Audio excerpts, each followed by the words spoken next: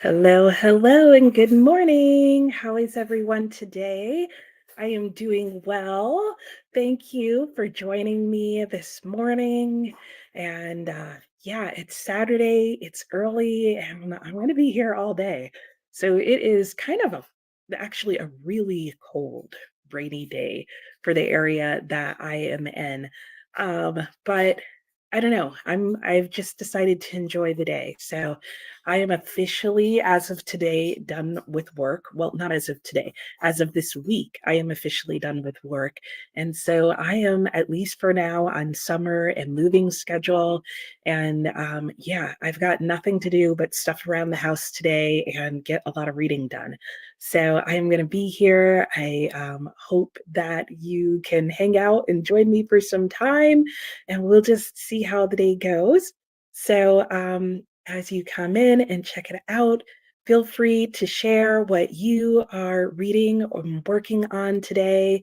I'm guessing it's going to be a quiet and maybe small group today because this is not a normal time for me that I do reading sprints. And it's also Saturday morning, at least as of right now. So I don't know how many people are even awake and wanting to read. Like, but let me share with you what I'm reading this morning. I have started What You Are Looking For is in the Library, and this is by Michiko Aoyama.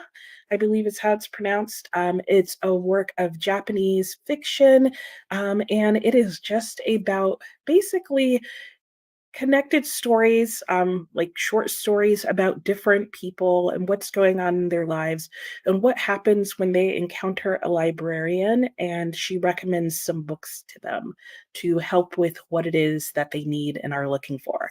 So, that is the main thing I'm going to be reading. It's a pretty quick read. I started it last night. I am sure I will finish it today. And then I also will be reading from Arabian Nights, which I'm actually looking forward to because it's picked back up. I went through like a really drab middle section of this book that was like a couple hundred pages, which isn't horrible given the book is 900 pages, but can still wear on you after a while. There was a lot of speed reading, I'll say that. Um, but it's gotten to this really interesting story that started out with this son of a king who didn't want to get married. And so he ended up getting locked in one of the palace towers because his father was like, "Oh, yes, you are getting married." And then a Ginny ended up finding him, in a female version of the Ginny, ended up finding him and thinking he was beautiful, but then she got in an argument with another demon about who knew the more beautiful person because the other demon knew a beautiful girl, and then they brought them together. Things went really wild from there. I won't spoil it in case you ever want to read it, but I will tell you the name of the story later. And then I'll also be working on a chapter, probably two, in the Mysteries of Paris, which is my buddy read with Stormy at Storm Reads. So let me go to the comments and see what you guys are reading and what you are up to today. Hello, cool gamer. How are you? How are things going for you today? What are you going to be up to? And hello there. Hello. Oh my gosh. Hello from Japan. Oh, I'm going to join you in a bit. Awesome. All right. Well, then there you go. And maybe you can tell me one of the really neat things about this book is that it is translated fiction. It does talk about a lot of other books. And at the back of the book, there is actually a book list of some of the books that are mentioned in here. But I'm not sure how many of them have been translated. So it'll be interesting to see. And hello, Isa. How are you? You watched The Martian today? Oh my gosh. Yeah, I totally forgot about the adaptation of that book. I mean, yeah, the adaptation of the book. I'm gonna have to see if I can watch that tomorrow. I forgot all about that, and you really liked it. So, oh, that's good. I'm glad you enjoyed it. Hello, Anne. How are you? Good morning. Good morning. Yes, A Long Fatal Love Chase was a five-star book. Oh, I'm so glad. Yeah, we loved it too. It was so surprising. What was like your favorite thing, Anne? Like, let me know. I would say my favorite thing in the book was Rosamond. Like, she was hands down my favorite character and is like one of my favorite characters. of all time. Like, just such a great female character, especially for that time period, and particularly in a sensation novel. And now you're reading A Calamity of Souls. Ooh, sounds good. And hello, Donna. How are you this morning? I hope you're doing well. And you're working on putting your books back on your bookshelves. I feel like that is something I do all the time. And going on Beatrice sprint. Yes, Beatrice and Donna apparently will be sprinting. What time are you guys sprinting at? I did see that at one point. 9, 10, 9:30. And good morning, Kiana. Oh my gosh, Kiana, like it's so early where you are. And like as I was going to bed last night, I saw that you were just going live and I almost went in just to say hello, but my computer does a delay on the chats, so I would have literally had to sit there for like 3 minutes before I could have even said hello, and I was too tired for that. But I do want to go back and see because it looked like you were going to show diamond painting, and I was like, oh, well, I'm curious, but I didn't do it. I didn't do it. So, but good to see you this morning. And Heather, if you have Storygraph, you can look up those books and what editions there are. Can help you see if there's a translation. Oh, that's a good idea. Yeah, I didn't think about that. I did look up two of them. Now that I think about that, but I didn't think about that it would help me figure out whether or not there were translations. You know what I mean? And Kiana, no reading today. We're getting ready for a dance competition. Ooh, fun, fun, fun. All right. Well, best of luck. Break a leg, as they say. And Livia, good morning. How are you? Or good afternoon for you, right? It's already, yeah, it's afternoon already where you are. And Storm, hey Storm, just woke up and see me on, currently cooking breakfast. Wonderful. What's for breakfast this morning, Storm? Coffee, of course, which reminds me I left my coffee somewhere. I'm gonna have to go find that. And Donna, I removed my books yesterday to one by one put them into your Notion. Oh, okay, gotcha. Yeah. No, I usually just take like a whole bunch of books off my shelf and look at them and decide what I'm gonna do and then put them back. The ones, at least the ones I'm not going to read. And Lydia says hello to everyone. Oh, okay, 9:30. Okay, that's okay. I wasn't totally off on that. And good morning, Jackie. How are you? You're reading The Dark Horse. Ooh, that sounds good. What's The Dark Horse about, Jackie? And Kiana says, no worry. Yeah, it was an unboxing. Okay, definitely gonna have to go and watch that at some point, probably on my phone, because if I tried and do it on my computer, who knows what would happen. And Erin, good morning. How are you? I don't think I've seen you here before, so welcome. What are you reading or working on today? Let me know. And Jaleesa, good morning. How are you, Jaleesa? It was so nice to see you out sprinting the other day. I enjoyed being on your sprints. It's always fun and chatty, and you never know what's going to be talked about, right? So I feel like that's all sprints, though. And in reality, let's just be honest. Okay, so we made it to the end of the comments, and I'm excited to get reading. And I also want to go grab my coffee from wherever I left it before it gets cold. I think I just oh, that's another book before the coffee gets cold. Anyway, I think I left my coffee in the kitchen, so it's not too far away. So might as well go and get it. And oh, okay, you usually watch the replay. Oh, nice. Well, now you're catching live. So there you go. Awesome. Well, thanks for commenting and joining us. All right, so let me go ahead and pull up the timer for us. Do-do-do. Forgot how to do that for a second. All right, there's the timer. I haven't actually shared it yet. There's the timer. But I saw that Shamika commented real quickly. Good morning. Good morning. You're reading Night Watching by Tracy Sierra. Ooh, and The Woman in White. Ooh, at least 10 pages daily. Very nice. I'll be interested, Shamika, to know if once you get past a certain point in the book, if you're able to stick to just 10 pages.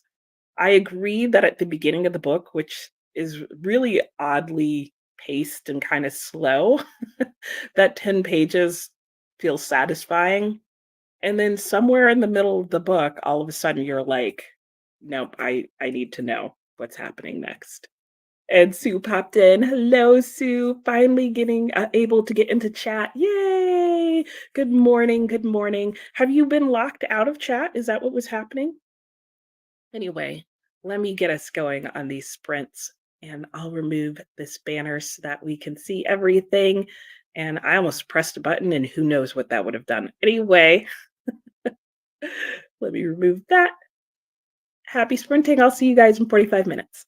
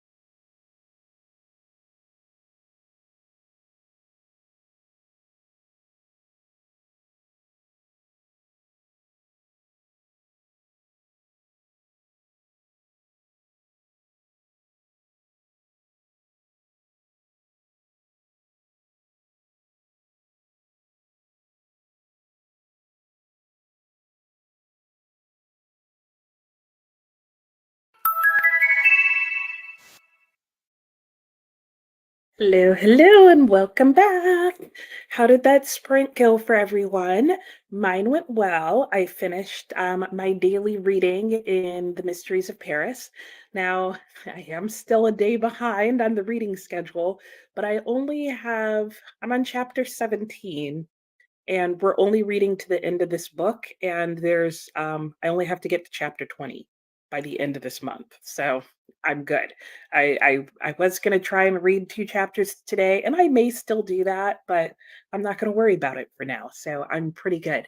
And then that didn't take the whole time, so I then realized I was still starving. And so I went and got some yogurt, and I ate some yogurt, and then I spent the rest of the time watching Melinda at Web of Stories.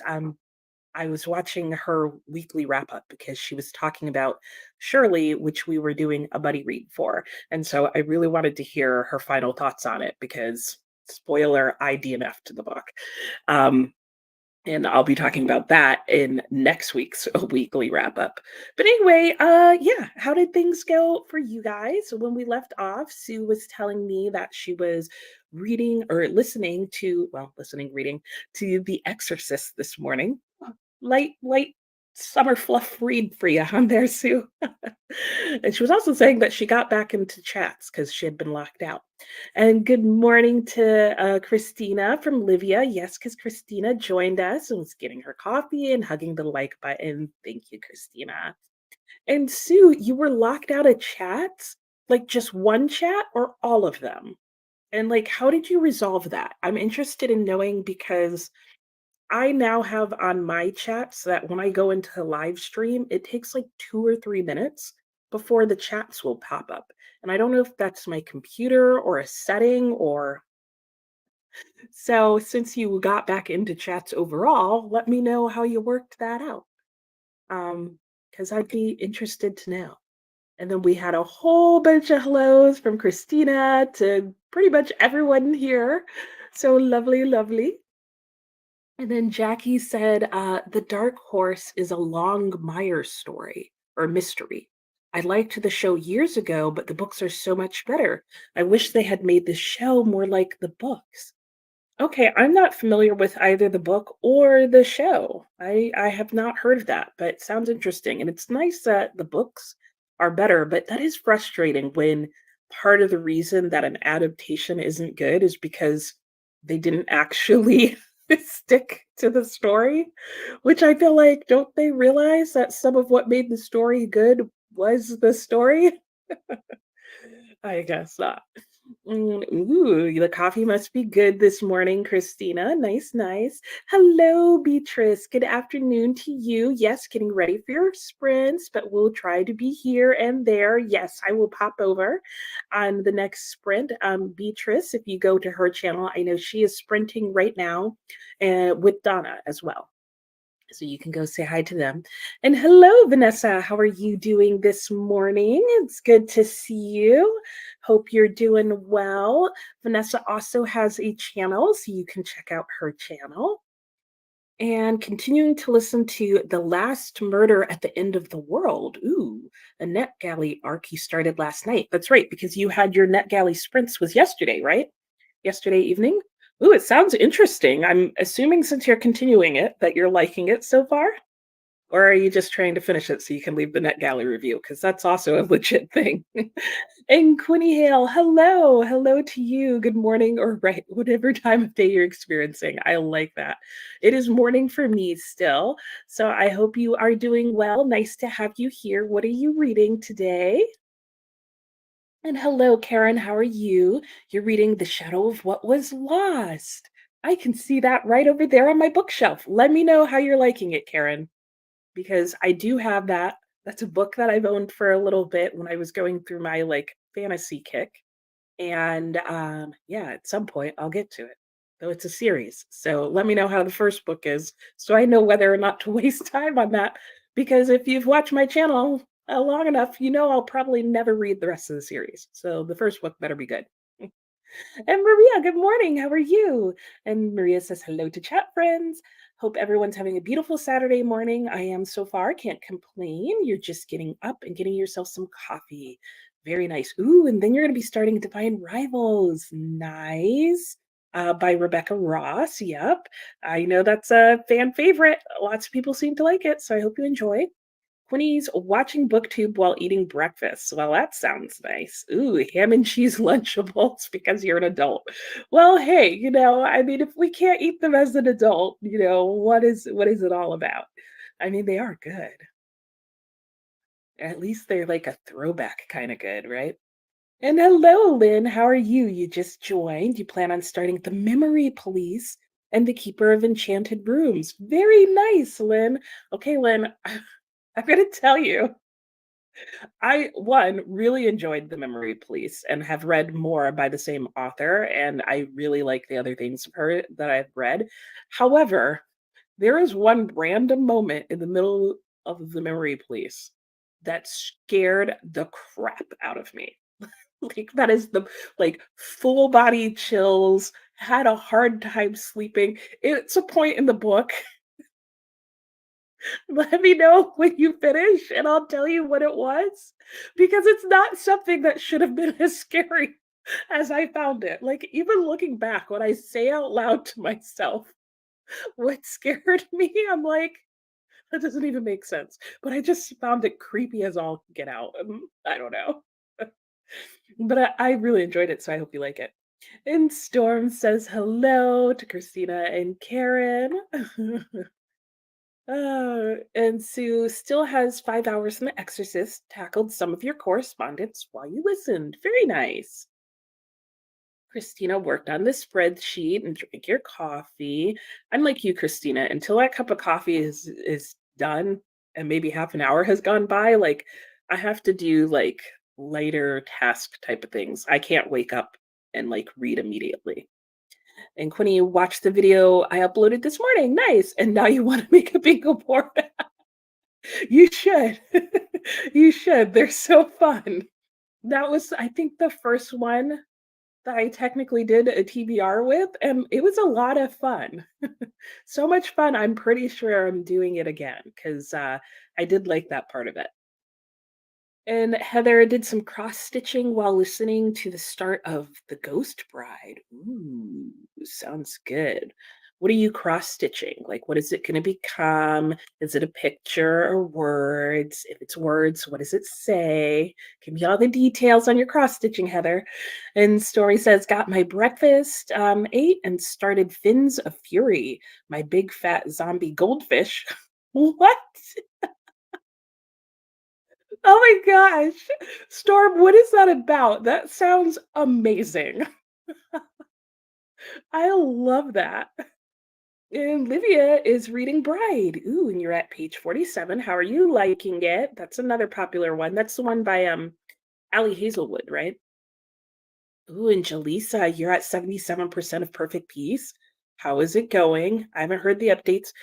June 6th is when you guys are doing the live discussion, right? Jaleesa also has a booktube channel, as does Storm and quite a few other people. I'm not doing a good job of mentioning everybody who does. Sue said, I actually had to restart my phone. Huh. And you didn't have any problem yesterday. Oh, interesting. Okay, so maybe it was just something related to your phone. I did clear out my browsing history today, so maybe that'll help me the next time I go into chats. Storm said, Jackie, that is interesting as I was buddy reading Longmire with a friend, and we both bailed at book 4 as you liked the show more. Well, there you go. Interesting. And did you watch the show first, Storm, or did you start reading the books first? And isn't that funny how like different people like different things? And Jaleesa, The Shadow of What Was Lost is good. Ooh, you need to reread it so you can continue on with the series. Ooh, good to know. Glad you liked it. Good for you going on with series. And Lynn, oh, you'll be on the lookout. I'm pretty sure you're going to read the whole book, Lynn, and not find the scene. That scared me. Because you're probably going to read the book and be like, there wasn't anything scary in there.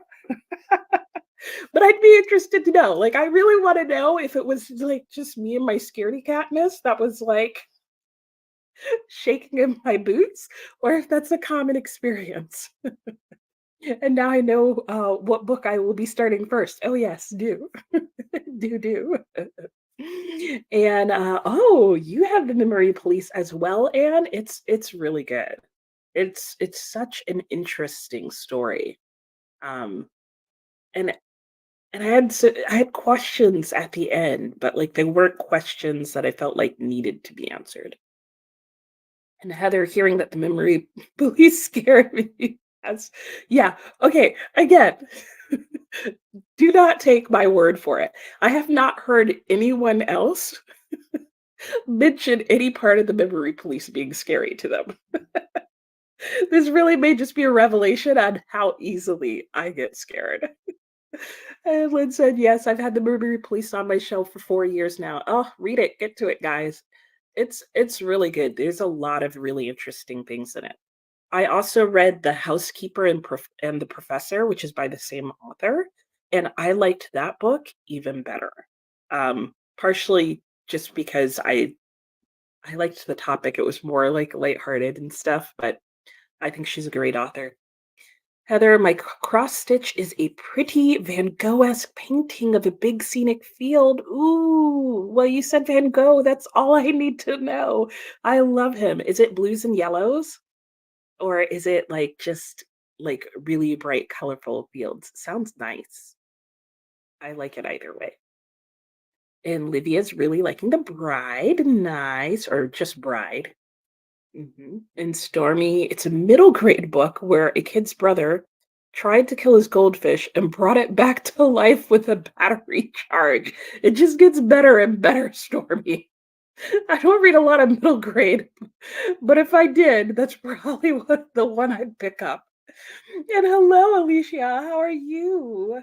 Oh, you can't stay, but the like button has been booped. Oh, thank you. Well, I hope you have a wonderful Saturday. And Anne said Nemo and I inherited a second cat. Oh, they're getting along wonderfully. Nice. Frank's owner passed away. Oh, that's sad, but how sweet of you to take in the little kitty. What is the second cat's name? And Stormy says, yes, we watched the show first and thought the books would probably be great, but the characters were so different. Example would be Vic, the female cop, had such a potty mouth, and then she didn't on the show. Oh, interesting. Okay, but that makes sense, right? Because that was what who was the other person reading the book?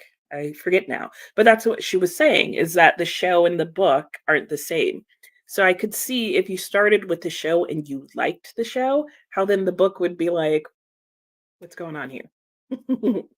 And Jaleesa said, I had one chapter of happiness and perfect peace. Oh, and now you're back to the, oh gosh. Oh, yeah. Yeah, I could see that because part of the premise of the book, right, is that they are in a very small sort of backwater town. So I could see how getting out and experiencing more of the world, it helps everybody to do that. But yeah, that book sounded like a lot of trauma and sadness, so I don't know that I'll ever get to it. And Heather, I love The Housekeeper and the Professor, so good. I know, I too cried at the end, Heather. I like seriously shed some tears. Like, oh my gosh, yeah, I absolutely loved that book. It was so sweet and touching. And then the math. Like I don't know that I'd ever say I like math, but I've always been okay at it or good at it. Um, but I really liked it in that book. And it's not like science fiction math heavy math, but math is talked about a lot about in that book because the professor is a math professor or was. And that book was just yeah, and that final set of scenes with them, so good. And then you're like doing some sort of Van Gogh-esque like cross stitch. Heather, we need to chat more. And Jaleesa, haha, no, Nicole, I do not do well with series. That's why I easily abandon them. Oh, that's right, Jaleesa. I forgot we were like twinsies with that. Yeah. Abandoned with, if the first book's not good, I'm not moving on. And even if it is good, it was good. Moving on. Anne says the cat's name is Franklin. Oh, I love that. I have a huge soft spot for ownerless cats. Oh, yeah, I can understand that. And Franklin reminds me of the kids' show with the turtles. So it's like a, ah, sweetness.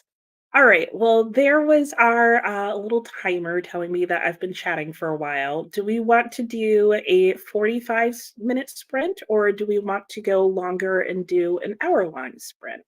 So I will be on all day today, just moseying about and doing stuff. So I am open and flexible to different amounts of time. Um, I am probably going to go and get my daily reading in the Arabian Nights done because what has been happening? The last scene, I'm pretty sure somebody was crying about someone else. Um, oh yeah, the king still didn't know where his son was. So I'm interested to see if he figures that out. So let's see here. Heather said, yes, the math was actually so interesting. I thought so too. Like, I've read other books that have math and even equations in them. And this is probably the only one that I always thought was like fascinating and made me want to actually do the math. And you would definitely be joining more streams to chat. Yes, please do. And 60 minutes. Okay, sounds good. And Jaleesa will take the hour. And Sue was saying to Anne, that's wonderful that you took Franklin in. It is. That's so sweet. And I'm glad that all the animals are playing nicely together. All right, let me just adjust our timer real quickly so that we will have the 60 minutes as requested so we can all get reading and things done. And oh, maybe I should show you guys the timer. Mhm. That always helps, right? So you're not just staring at me reading, waiting for a timer to magically go off. All right, there you go. Oh, I should start the timer too. Wow. I'm on a roll today. Okay, there we go. I'll see you guys in an hour.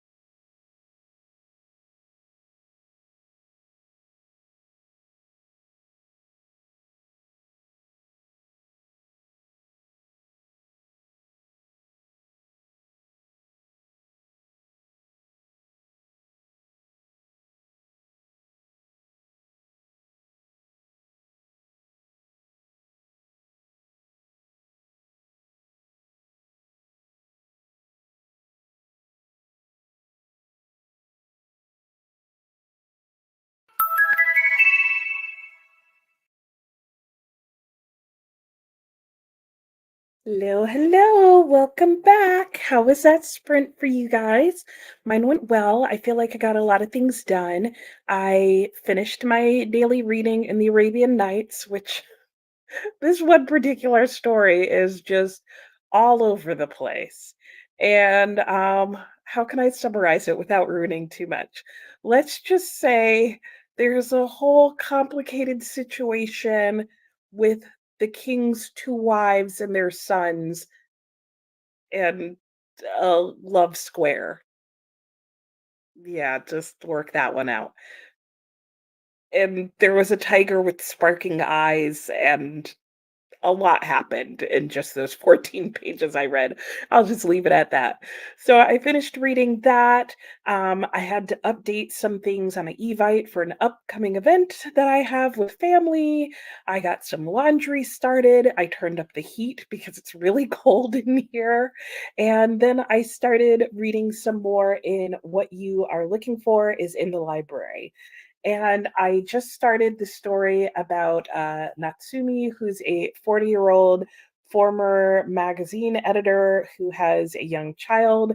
And she's just talking about how difficult it is to have a toddler and go from working to having to work with kids and all that. And it's hitting just way too close to home. But she was also talking about how she went back to work after 4 months of her maternity leave instead of taking all 14 months, which being in the US where our maternity leave is horrible, I'm like, wow, even 4 months would have been nice. We get 6 weeks here.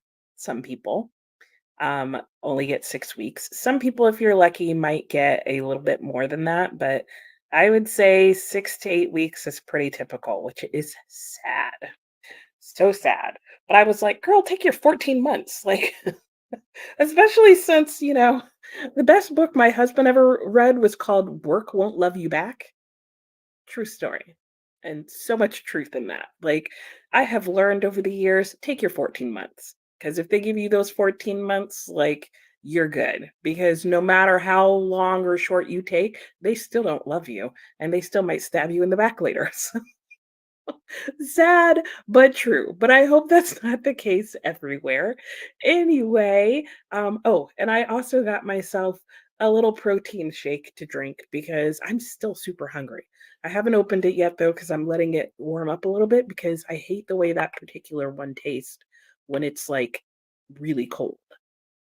Anyway, when we left off, she was saying how nice it was that Anne took in the cat Franklin, and Anne said Franklin belonged to an elderly woman, and he was named after her deceased husband. Oh, see, there's so many like sweet stories in there. Oh, I love that, Anne.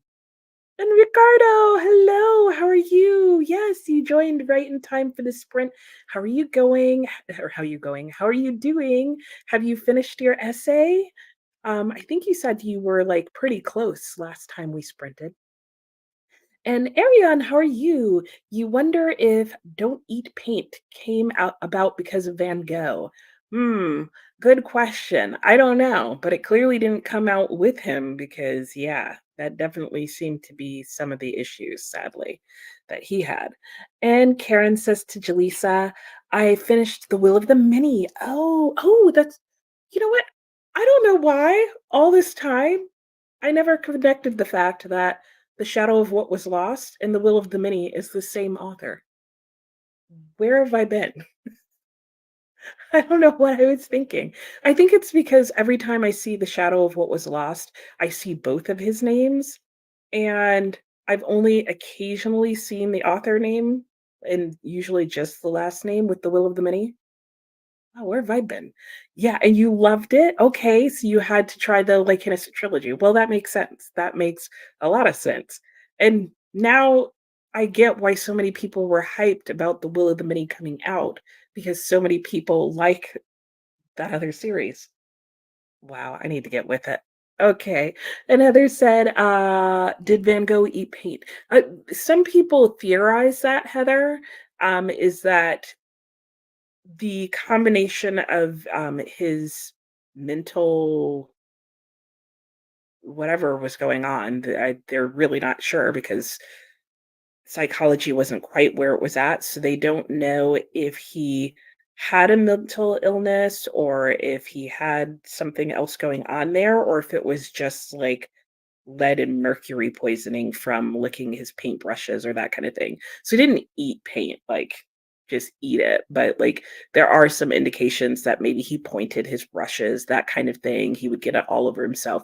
He painted with he applied his paint very thickly, so it's highly likely that he got it all over his hands. He mixed his own paints, most likely not with non-toxic things, and oil paints too. So and Ariane says there's conflicting information, but the rumor started nonetheless. Yep, if he did, he probably had lead in his system. He already wasn't healthy and he didn't always paint outdoors. Yep, there you go. Yeah, never knew about that. Yeah, yeah. No, Ariane and I both read Lust for Life, which, if you're a fan, Heather, of Vincent van Gogh, is Irving Stone's biographical novel, so fiction, on sort of taking together the life of Vincent van Gogh. And it was written only 30 years after he passed away. So in writing it, Irving Stone still like actually spoke to some of the people who knew Vincent van Gogh in real life. And Ariane says, no problem, found a lot of information. I'm just repeating everything that Ariane's already told you. Oh, yeah. There you go. There you go. I'll just stop now and read more comments. And Jaleesa says, I have the Will of the Mini on my TBR as well. I would say I need to add it to my TBR, but maybe I should read the book by him that I have first. Kurt said, oh, I'm sorry I spelled your name incorrectly. Oh, it happens. Yeah, no problem. You're good. And Karen says, I'm only on page 32 so far in The Shadow of What Was Lost, and so far you like it. That's good. And Sue caught up on your correspondence. I love that you call it correspondence, by the way, Sue. So I think I will go get breakfast and feed the cats, and I will finish The Exorcist later. Sounds good. I don't know how you're doing all that while reading The Exorcist, because I'd be too scared and like torn up and in a bundle. And Karen says hi to Storm. Livia says hi to Ricardo. And hello, Miss Peepers Reading Corner. You joined the part way through the last sprint. You're reading Middlemarch, trying to get into it, and it's a slow start for you. I have thoughts on Middlemarch. You're excited, you're spending all day. I got a lot to do today.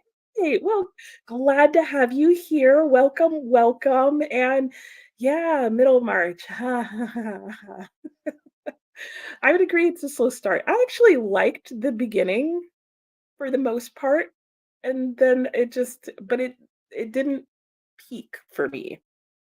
Like, I needed it to start peaking, and it just kinda stayed where it was, and I was tired of hearing the never-ending internal dialogues of people whose internal dialogues I thought were relatively boring. But a lot of people really like that book. I've tried Middlemarch 3 times, and I just can't. I just can't. So good luck to you. And Ricardo says, ate some couscous. Ooh, that sounds nice. And finished a chapter on Dragon Rider. Ooh, only 50 pages left. Ooh, you're going to finish that today. Oh, sounds good.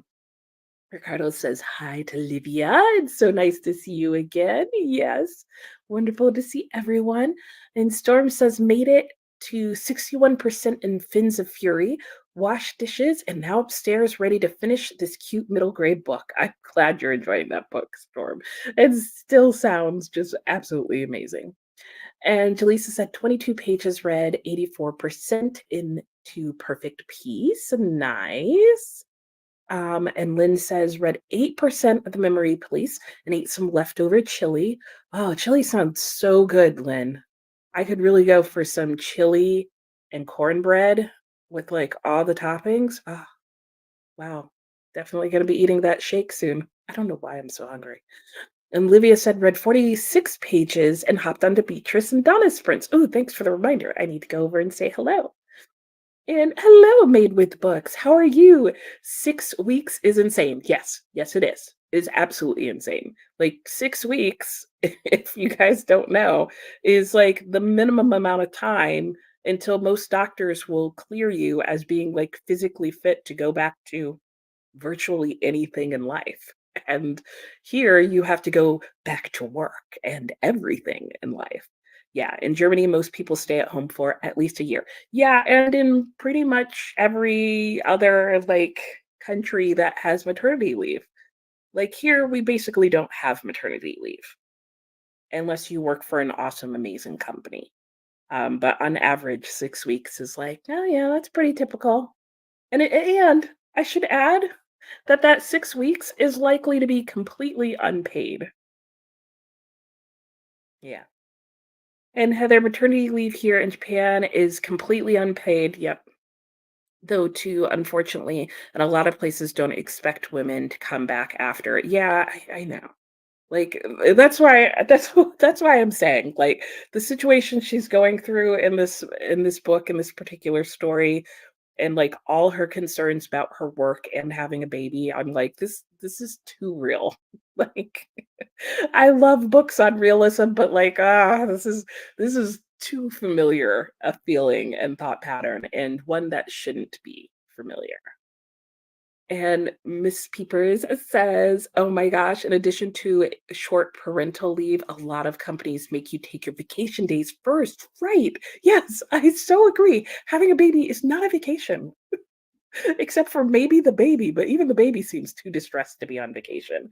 Like no one's on vacation after having a baby except for your OBGYN. Like let's just be honest about it. And by the way, Miss Peepers, if there's something you'd like me to call you other than Miss Peepers, let me know. And is your name based on the song? Like, because every time I say Miss Peepers, I think Jeepers Creepers. Let me see those peepers, and I hear Billie Holiday singing it. So just let me know. And Jaleesa says, "Oh, don't get me started. I saw a TikTok where someone's daughter only got less than a week of maternity leave. Yep. And it might have been unpaid, which may be why she went back to work. Because how are you supposed to live with no money?" And Ricardo says here in Spain, it's 16 weeks for both mom and dad, and you can use 3 unpaid free weeks before the kid's 8th birthday. And they're trying to raise it to 20. Yes, okay, moving to Spain. I mean, I'm not having any more children, but Spain's sounding pretty good all around, Ricardo. Jaleesa, I like the phrase, work won't love you back. Yep. I always say they will replace you tomorrow. Exactly. And that was the whole point of the book was it wasn't to be doom and gloom. It was actually a book that was about finding work-life balance and making choices best based on what was best for you. Because a lot of what the book was talking about, apparently, I didn't read it, but my husband talked to me about it extensively, was just the idea that because we might be passionate about our work, we might put a lot into our work, which is a good thing. But it pointed out that, you might love your work, but your work is never going to love you in that same way. Like your work is always going to love and be thinking about the bottom line and trying to be profitable. And not that there's necessarily anything wrong with that, but where it can get unbalanced is if we're expecting it to love and appreciate us in the way that we love and appreciate it. So, anyway, Jackie, you are so right. I wish I had taken more time with my babies after they were born. Yeah, though it's hard to. It's hard to. And Ricardo says he submitted the essay. Yay! Oh, this should be other acknowledgments. I know that feeling. It's like, and I owe this one also to everyone who held reading sprints while I was trying to get this done. I totally know that feeling. I have cleaned certain things and organized stuff in my life thanks to reading sprints. And said, I think she must not have left Franklin upstairs because he will not come upstairs. Oh, okay. I think Franklin may do it, but I'm not encouraging it. Sure, that makes sense. Yeah, trying to get used to different habits and patterns. Makes sense. Heather read 5 chapters of Ghost Bride.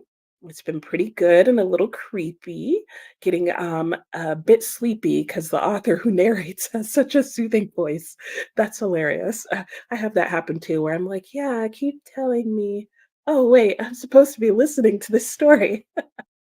And Lynn pointed his paintbrushes kind of like the Radium Girls. Yeah, there's definitely the potential of that. Just, and I mean, also if his paints were lead based, I mean, he's just being exposed to them. If you don't know how paints work, the way they dry is because the water in them evaporates into the air. So if there's a lead mixed in with that, you're getting a lot of fumes off your paint. And Ricardo says 8 unpaid weeks of maternity leave before the kids turn 8. Oh, you're bad. You got it wrong. That that's even better, Ricardo. Ah, Heather, I definitely put it on my TBR. Sounds really interesting. Yeah, it was. It was actually better, even better than I thought it was going to be. Like, is it the best novel ever written? No, but it was everything I wanted it to be about Vincent van Gogh, whose work I am obsessed with. And do you guys like art? I do. Like I just told you, my favorite artist is Vincent van Gogh. Though I love so many artists, and by the way, if you read that book, they name drop so many other artists that were alive at the same time who he knew, which I never realized. And then I looked up all of their artwork and I was like, "Oh yeah, I like them too, and them and them. I need to go to art museum soon." Yes. Who's your favorite artist or painting? Let me know, Ricardo.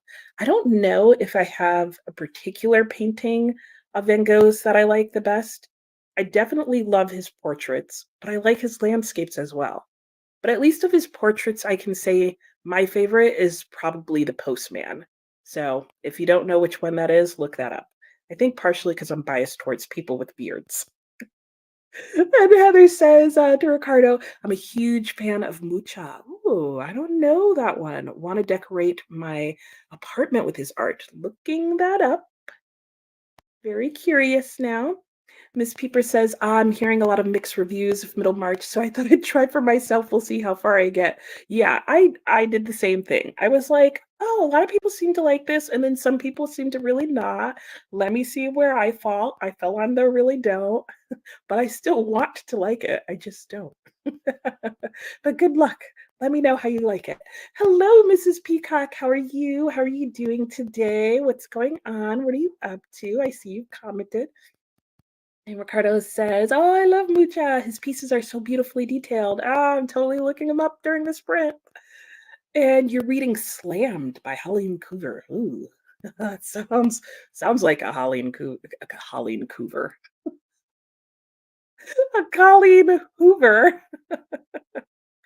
And hello, Coda. How are you today? I hope you're doing well. Oh, Coda, I have pictures to send you of Audrey. I'm going to send that to you in Voxer so you can see how she's taking over my entire front porch. Audrey, if you guys don't know, well, I don't know how you would know. Audrey is what I call our wild rose bush out front that during the summer slowly takes over our entire front porch. Probably because we never cut her back until she's literally knocking on our front door. And I mean, literally, like we will open the front door one morning and there will be a rose in the doorway if we don't watch the vines and tendrils and things that go out. In fact, I woke up a morning or two ago and there were suddenly roses decorating the handrail to my porch. She grows very fast overnight.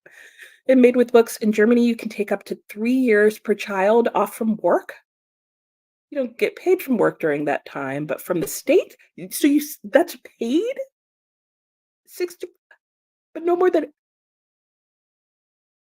Sorry, Ricardo, I'm moving to Germany. What? Yeah, we're nowhere close to that. Nowhere. Nowhere close to that. And Heather, yeah, oh yeah, you guys still talk about your art. I'm totally looking them up. And you're good. Oh, I'm glad to hear that. I am well. Oh, I went grocery shopping at 6:30 this morning because I realized I had nothing to eat for breakfast, and that can't happen. Oh, yeah, so do that. Okay, we'll get to that next sprint soon. And Ariane says, yes, I love art, but I don't have a favorite. I like a variety of artists, but not all of their works. And that's fair. I think a lot of people feel that way. Oh, and your employer cannot fire you during that time unless there are very specific reasons. Makes sense. Otherwise, they'd all be like, suddenly we can't, keep you on as an employee. Hmm. And Ricardo says, my favorite is Goya, a very dark Spanish painter. Your favorite painting is The Death of Marat. That all sounds very familiar. Going to also need to look this up. The next sprint will be an art sprint. Ooh, and no rest for new parents, definitely not. Ricardo totally feels that way with most artists. Yep, I get it too. Yeah. Got a couple of chapters read on The Splendid and the Vile. Ooh, interesting. Very good book. I started laundry too and need to paint the basement bathroom. Oh, is that all? Just painting a whole room. Good luck. And Miss Peepers says, haha, it's from Return to Zork. Actually, she was a school teacher. My real name is Katrina, and you can call me either that or Miss Peepers. Sounds good, Katrina. And Return to Zork. That doesn't sound familiar. Okay, cool. And Ricardo went and looked both up, and wow, they're beautiful but dark. Ooh, okay. So interested. And Spain has paid leave for women when they get their period if they need to rest or feel sick. I was literally just talking with a friend about this yesterday, Ricardo, because she was talking about how she needs to go to work this weekend and how she's like feeling sick, totally exhausted, in pain. I, I'm sorry, I'm back to moving to Spain because I not going to be pregnant again. But this, yeah, okay. And yes, you assume correctly. It is very necessary sometimes. Yes, yes. Are you congratulating him on, like, the amazing Spanish leave? Because you should be. And so at this point, everyone needs to see what childbirth looks like so they can adjust paid and unpaid leave policies. People need to heal, take time with their children, adjust. Yes, yes. Before you can make that policy, you should have to attend a live birth. And Christina's still drinking her coffee, and both cats are as I'm not sure what the rest of that was, Anne, but I'm sure I see your name later, so I'll assume that it gets finished. And Christina says, taking a break from the spreadsheet to play solitaire. Fun. What's the cup count now? I think that's just one. And that's why I don't get American issues with letting their workers rest from time to time. It means they'll work happier and harder if they are pleased with the company. Yes, I absolutely agree. Here, though, we think that if it's a whole productivity mindset. Like you've got to constantly be doing something, or you're not good enough, or who knows? The devil may tempt you. There's also that culturally deep in the back of people's minds here. And Anne says both cats are asleep together on the sofa. Oh, how cute. And lemon balm tea is hitting. Ooh, planning a nap for later. Nice. And Made with Books says, I love the paid leave during periods in Spain. Yes, it is necessary for so many women. Women have to have surgery because they can't handle their menstrual pains and still do life because we're forced to still do life while doing that. And number 2 for the cup of coffee, and Jaleesa's on tea number 2 as well. Um, and yeah, that means you have to be productive. You want your first cup back. There you go. Yeah. Oh, you DNF'd Middlemarch as well, but you didn't get rid of it, and you'll give it one more try. I gave it 3 more tries. And Lynn says, I know this is a basic answer, but I love his Starry Night painting. I don't think that's basic at all because I think his work is amazing. And there's a reason that everyone loves it. So I'm with you. Christina says, hello, Dakota. Ricardo says, my fave paintings are either The Death of Marat or Saturn Devouring His Son by Goya. Also looking these up. Oh, you majored in art history. Oh, well, that makes so much sense. And Livia says hi to Coda, and oh yay, yeah, just wait for it. Just wait. I fall on the left side with Middlemarch. Nice. It has a few links, but I still really like it. Yeah, there are a lot of things in it to like. It's just the things that I didn't like, I really didn't like, and I knew weren't going away. Like I knew it was just going to be part of the book, and she was going to keep doing it, and I just couldn't. And Stormy says hi to Coda. Coda says hi to Christina and Livia. Hey, Coda from Jalisa. Audrey. Yeah, exactly. Yes, that's why it's Audrey. And that it's something. I don't know if it's a magical bush, but it's something. It's definitely like descended from Jack's beanstalk. And Jaleesa was thinking the same thing about the bush taking over. Yes, exactly. I wonder if you buddy read Middlemarch with someone, you could rant about it together and get through it. No, I'd probably just DMF it on them as well. That's my guess. And 6:30 AM, I was fast asleep. Yes, I wish I had been. Conan says hello to more people. Storm says, I don't really have a favorite artist, no paintings in my home. I need to get more paintings in my home. And Christina's favorites were Monet, Georgia O'Keeffe, Van Gogh, your dad. Oh, lovely. He's in good company. And hello, Jamie. How are you? Good morning. So glad that you're sprinting. Thank you. I have a lot to do this weekend and need some motivation. Well, very good. Well, let us get back into sprint. Let me see how close I am to the bottom. Ooh, I'm close. So let me finish these and then we'll go back to sprinting. And do we want to do another hour or 45 minutes? Let me know. And Zork was a video game series, mostly text-based adventures. Interesting. I did not know that, Katrina. So thanks for sharing. And Heather says Japan needs to get on Spain's wavelength too. I think the whole world needs to get on Spain's wavelength on these issues. Until I hear somebody mention something more awesome than the two things that Ricardo shared, everybody else needs to catch up. We have menstrual leave, but of course it's unpaid too. Yeah, like what's the point? Like at that point, I could take vacation days and like at least still get paid. Otherwise, like who's taking that? No one. That's their point. Unless it's here for a mental health day. Nice. You got to call and sound sick and maybe get a good at fake cough. Yeah, what's the point, Lynn, when you have to do that, right? Like, come on. And Ricardo says it's become the basic painting, but it's truly so beautiful and shows great technique. It does. There's so much to love about that painting. Like if that's basic, like what's amazing, right? Like I'm just thinking about the picture right now and it's great. Art history was one of the most difficult courses you took during undergrad. I couldn't identify the difference in buildings and sculptures if my life depended on it. I can understand that. Sue said, my next sprint, I'm going to read some of Starry Nights, a horror novella about the artistic journey. Well, there you go. So that's really interesting, a horror novella about artistic journey. And voting for another hour. Hour sounds good. Hello, Lucy. How are you? Just joined from the UK. Well, welcome. What are you up to today? Let us know. Hour would be good for Jamie as well. Sounds good. And Ricardo says to Jaleesa, oh girl, I had an entire subject on the different uses of mud in art and architecture. It's definitely a difficult degree, but so worth it. I could see that. I could see that. Happy Sunday, Saturday. Happy Saturday, Keisha. You're going to be starting the housekeeping this. Oh, yes, yes. It does have good spring vibes, especially that cover. That book is a beautiful 60 minutes for Christina. Sounds good. Sue says it's about two artists who go to France to be inspired by the places Van Gogh lived. Ooh, if it wasn't horror, I'd be reading it. Do you find yourself recalling information from your studies when you do tours? That's a good question. Let us know. And hello, Denise. How are you?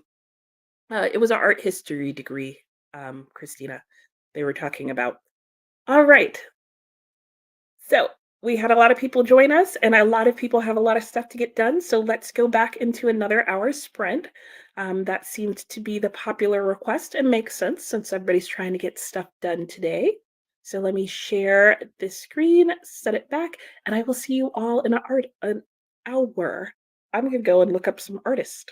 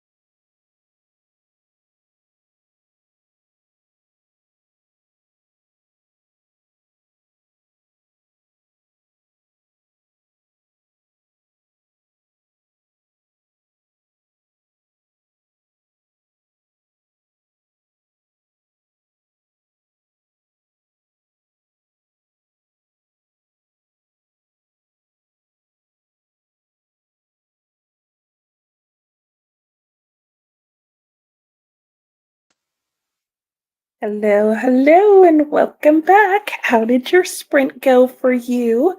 Mine went well. I read about, I think, like 55 pages in What You Are Looking For Is Not in the Library. And I made it through the next story that was about the working mom, basically. And yeah, so many things to think about, but I gotta admit, halfway through that story, it was getting really hard to read. I was like, yeah, yeah, yeah. This is very relatable, but I really liked how it ended, and so gave me a lot of food for thought. So really good. So I have about 120 pages of this left, and it's reading pretty quickly. So I'm pretty sure that I will finish this in the next sprint or two. Um, well, maybe in 3 more sprints because I'm just thinking that this next sprint is going to be a lunch sprint because 'cause I'm not feeling my smoothie, so I think I'm gonna have to go and make a whole sandwich. So anyway, how is everybody else doing? What are you guys reading? How'd your reading go? Let's see what's happening in the comments. Christina was saying hi to Denise. And Heather was saying to Keisha, have a good time reading it. Must let us know how you like it. Yes, yes, for sure. Ricardo was saying to Jaleesa, I have to keep myself from boring the tourists with all the details of art history, is what they were talking about. Especially because if they don't have a trained eye, they won't notice things. I could see that, yeah, because you're gonna like notice way more than they do. And then they also still might not be interested, even if you point it out to them. That's got to be kind of tricky. I could definitely see that. And Jaleesa says, I majored in mathematics, but at the university I went to, we were required to take at least one art class. Oh, that's interesting. And it was hard. I earned that B. I bet you did. That's really interesting, though, that you had to take like an actual art class. I have not heard that before, but I like that idea. Have you read The Housekeeper and the Professor, Jaleesa? If not, you should read that. It's a short book, but the math in there is like, chef's kiss. It's like all the math you've ever wanted there to be in a book, but not more than that, in the most pleasant way imaginable. And Denise says hello to Christina. Hello, Mary. How are you? Popping in and giving a shout out to Rednecks by Taylor Brown. Okay. At 35% and is well worth the time. Good to know. Always like to hear about a new book. And Lucy said, I just finished prepping dinner now, going to try and read Maurice by E.M. Forrester. Nice. What's for dinner? And have you started Maurice yet, or are you just about to start reading it? I've heard really good things about it, so I'll be interested to know what you think. And good morning, well, slash afternoon now for me, but I'm pretty sure still morning for you, Jamie. How are you doing? I hope you're doing well. And hello, Nikki. How are you? You're so tired from packing up stuff all day for your move. I feel you, Nikki. I feel you. Okay, well, hopefully you get some time to rest and relax today. Or if you have to do more packing and stuff, that it's able to work out and you get some rest at some point this weekend. And hello, Emma. Hello, everyone. You're going to spend this sprint putting away your laundry, and we'll hopefully dive into your TBR next sprint. Sounds good. Oh, I'm glad you said that, in fact, because I need to go and switch my laundry over before I go back to reading. Okay, so I've got to switch the laundry and eat lunch. Okay, this next sprint might be a wander around and do stuff sprint. But thanks for joining us, Emma. Let me know what you're reading, or well, you've told me what you're working on, but when you get to your TBR, let me know what you're reading. And hello, Rachel. How are you? I'm having a wonderful day. How about yourself? It is getting gloomier here by the moment, though. And Rachel says, gonna lurk and keep the stream up for watch time. Thanks. But off to play a game of poker with some author friends. Oh, that sounds super fun. Have a good time. Hope you win. Lots of fake money if it's not real. And Sue says, Starry Night is more disturbing than The Exorcist. Oh, gosh. Everything I'm reading now is some sort of horror. I would also need something happy. I mean, I guess if it's Starry Night, the horror edition, it would be horror, but I know what you mean. Like, there's horror and then there's like horror. Hopefully, you find something that's a lighter read for you. Hi, Kay. How are you? Not reading today, so perusing YouTube beauty videos for inspo for meeting up Monday. Nice. When you need to look like boss lady. Okay. Yeah, you do that. All right. Let us know if you find any good ones or ones that like will work specifically for what you have in mind. And Denise didn't do anything yet, drinking coffee, trying to choose your next book, looking at Storygraph. Just signed up last night. Oh, really? Nice. Well, I hope you like Storygraph. I really like Storygraph. I think they have a lot of features and I think it's very clean and nice looking website. So hopefully you find it good as well. And hey, Chris, how are you? You joined with 7 minutes left. That's like me every time I join your sprints. And read 18 pages of Geeks and the Holy Grail. Oh my gosh, that sounds really neat. I love some of these titles of books. And if you guys don't know, Chris also does sprints, usually during the week. And hers are really nice if you're looking to get lots done, because she will do 30 minutes of sprinting and then a nice, like usually hard stop 5 minute break, and then right back into sprinting. So I always get tons read when I'm hanging out with Chris. And we still get some good chatty bits in. And Ricardo says, I've read 20 pages from Dragonflight, and honestly, I still don't know how I feel about it. Oh, you're 30 pages away from finishing it. Oh no. I was there with one of my last reads, Ricardo, where I was like, I have 20 pages left. Is this book going to work itself out? It didn't. It didn't. Not in the way I wanted it to. It was still like a 3 or 4 star, but I just had a lot of questions and none of them got answered. I hope you have a different experience. And Lynn got another 10% read in the Memory Police. How are you enjoying it, Lynn, by the way? I never asked you that because I got into how I was like scared of it. And Jamie read 19 pages of Handling the Undead and then switched to the audiobook of The Passage while eating breakfast and folding laundry. Made it to 56%. Very nice. You know, I need to find an audiobook, but nothing on my TBR right now is a book that I'm feeling like reading on audiobook. Though I am spying a book on my bookshelf right now that I need to finish. I wonder if there's an audiobook version of it. Hmm. And Heather is at 21% in The Ghost Bride. Rich people in the story are doing what rich people always do, meddling with poor people for fun. Yeah, that is a common trope in books and sometimes sadly in real life. Yeah. Ah, I never like that. Boo. Olivia's on page 139 of Bride and thinking about what to do for dinner. Ooh, chicken tortillas. That sounds yum. Do that. Jaleesa, no, you haven't read The Housekeeper and Professor. Okay, yeah, check it out. And if you find the required art class interesting, the school you went to before that required you to take athletics. Okay, yeah, I mean, now at the college level, I feel like I'm trying to learn. Like I can exercise and work out on my own time.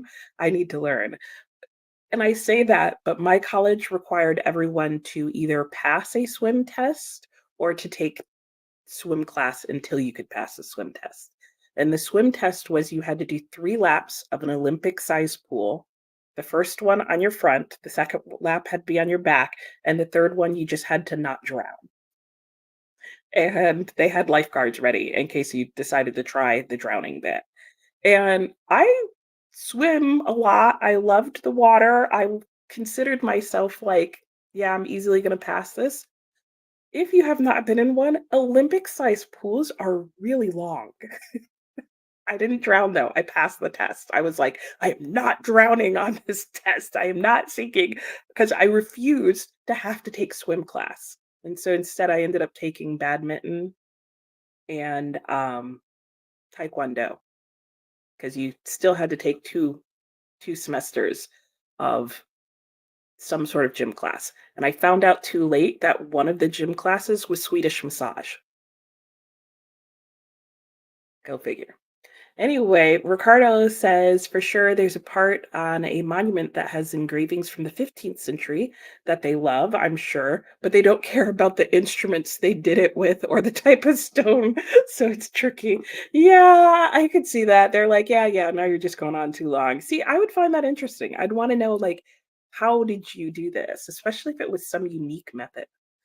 And Jamie got to 19% in the Dutch House. How are you liking it? Not the most absorbing book. Okay, but as an audiobook while crocheting, it's good.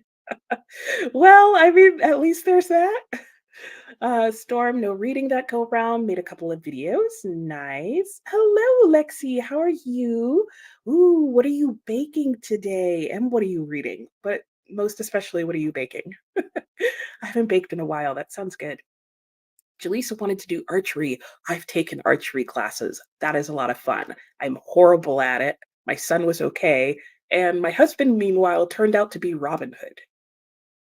And he's left handed. Somehow, between being left handed and usually not very good at like s- things like that take like hand-eye coordination.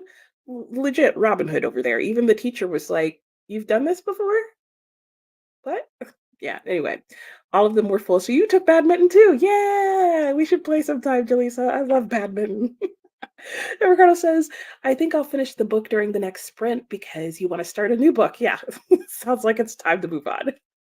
And Jaleesa made it to 94%, may finish during the next sprint. Nice.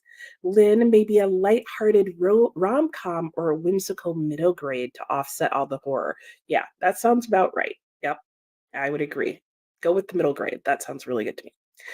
Christina said, my son wants lunch, but dad is waiting until Nicole's sprint is over. The son said the pan for his ramen needs to be clean. I asked him why he was not reading, and he said, I finished a chapter and not enough time to do another. Same. I understand that. So he could wash the dishes for lunch while dad finishes what he's doing. So he sat down to read more. Figures. Anything to get out of doing the dishes. Yeah, exactly. Like, oh, well, now that you mention it, we have more time than I thought. Let me pick my book back up. That's great. And Jackie, I got a dresser painted while listening to my book. Ooh, that is really productive. What color did you paint it? And Ricardo said, it's a pretty good book, definitely 4 stars, but it deals with time traveling, which you don't enjoy. Okay. And you're still confused about the characters' weird names. Oh no, all the way to the end of the book. It happens, Ricardo. I can totally understand. Lynn said, I find it intriguing and a bit disturbing considering the dystopian Big Brother like state. Oh, sounds like my type of read, though. And Katrina says, back late from the sprint because I was filming upstairs. Heard your voice and was like, is this someone in my house? That's so funny. I've done that before where like I've gone off to do something or eat dinner or whatever. Eating dinner with family is the best one. And like left sprints on like in the other room in the background louder than I realized. And then in the middle of dinner, we all of a sudden hear like noise going. Or the best one also was when I first started doing sprints, like watching other people's sprints and the cat would go off. Like, of course, my son and husband aren't watching, so they just hear this meow. And my husband's really allergic to cats, but we have a lot in our neighborhood. So then they'd be like, "Did a cat get into the house? What's going on?" They'd be so confused. It was great. Ooh, you're gonna read Northwoods. Ooh, I hope you enjoy it. I know that has didn't that just win the Pulitzer?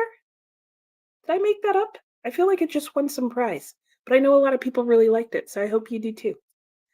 Jamie had a swimming requirement for high school graduation. Oh, and you're hydrophobic. Oh my gosh. Wow.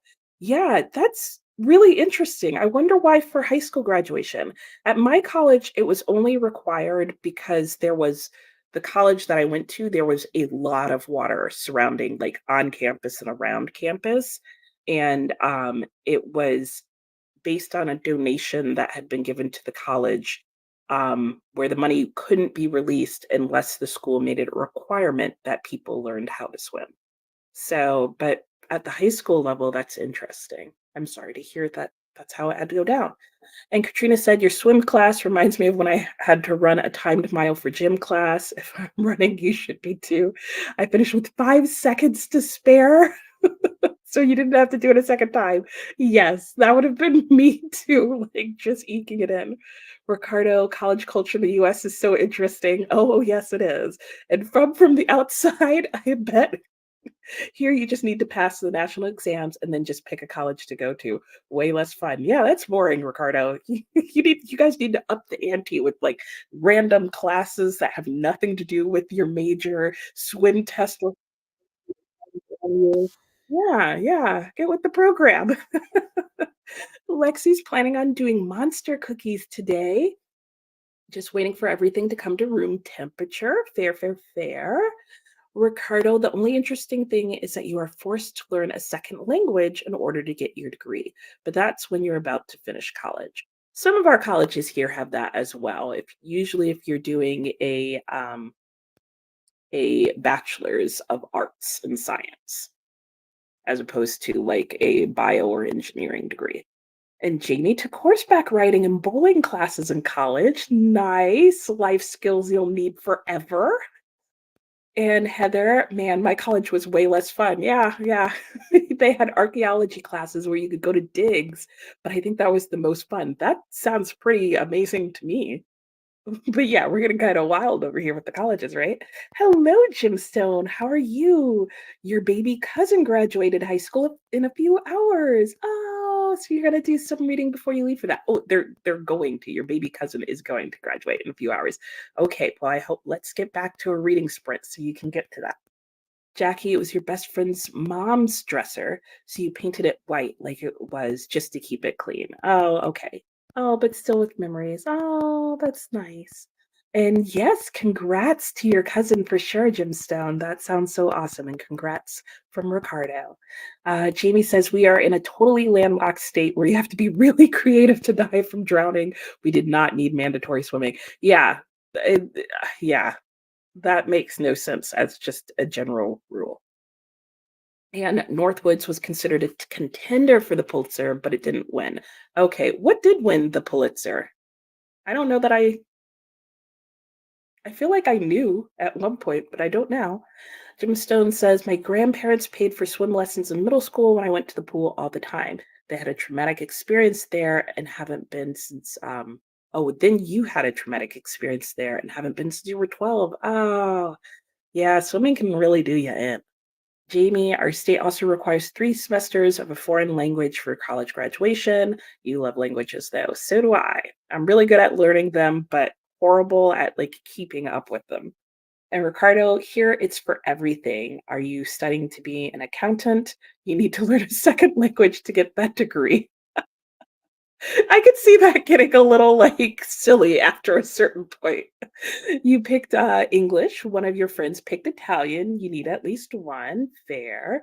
And Ricardo, honestly, think that's awesome. Wish more places did that. Yeah, it comes in handy. Night watch. Okay. Okay. Thank you, Anne. All right. Well, that is the end of the comments that I can see. So let's go ahead and pop back into another sprint. I'm just going to go ahead and do an hour because it seems like enough of us have a lot that we're trying to get through and get done. So might as well make the most of our time together. All right. Let me get this timer set up for us. And despite the fact that it's like starting to rain harder here, I love that I've got this sunny, happy scene going on. Okay. I'll see you guys in an hour. Happy sprinting.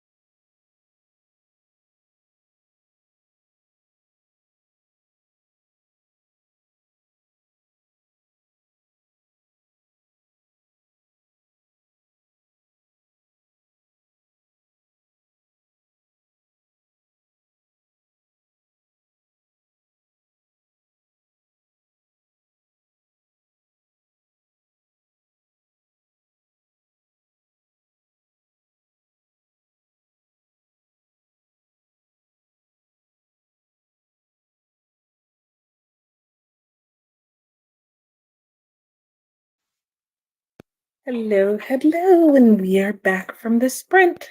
I swear sometimes an hour goes by so fast. So, how did your sprint go for you guys? Mine went well. I ate lunch. I ended up having some boneless buffalo wings, which were yummy. And then I also had an apple with peanut butter. And I think that was it. And I made a quick phone call, answered some email, responded to some comments, and yeah, read my book as well. So, but I only got about like 10 minutes of that in. So, like I thought it's going to take me 3 sprints total to finish up this book.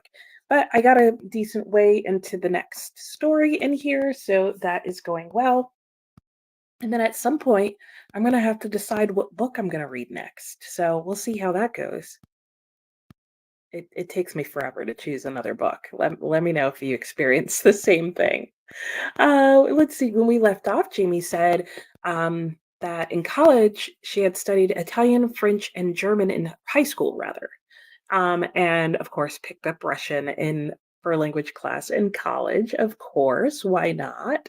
Heather said, "That's honestly amazing. Do you remember them all?" And Heather took Latin in high school because it made you look cool. And then you did a degree in Japanese. Very nice. And you are in Japan, right, Heather? I believe you said that at the very beginning.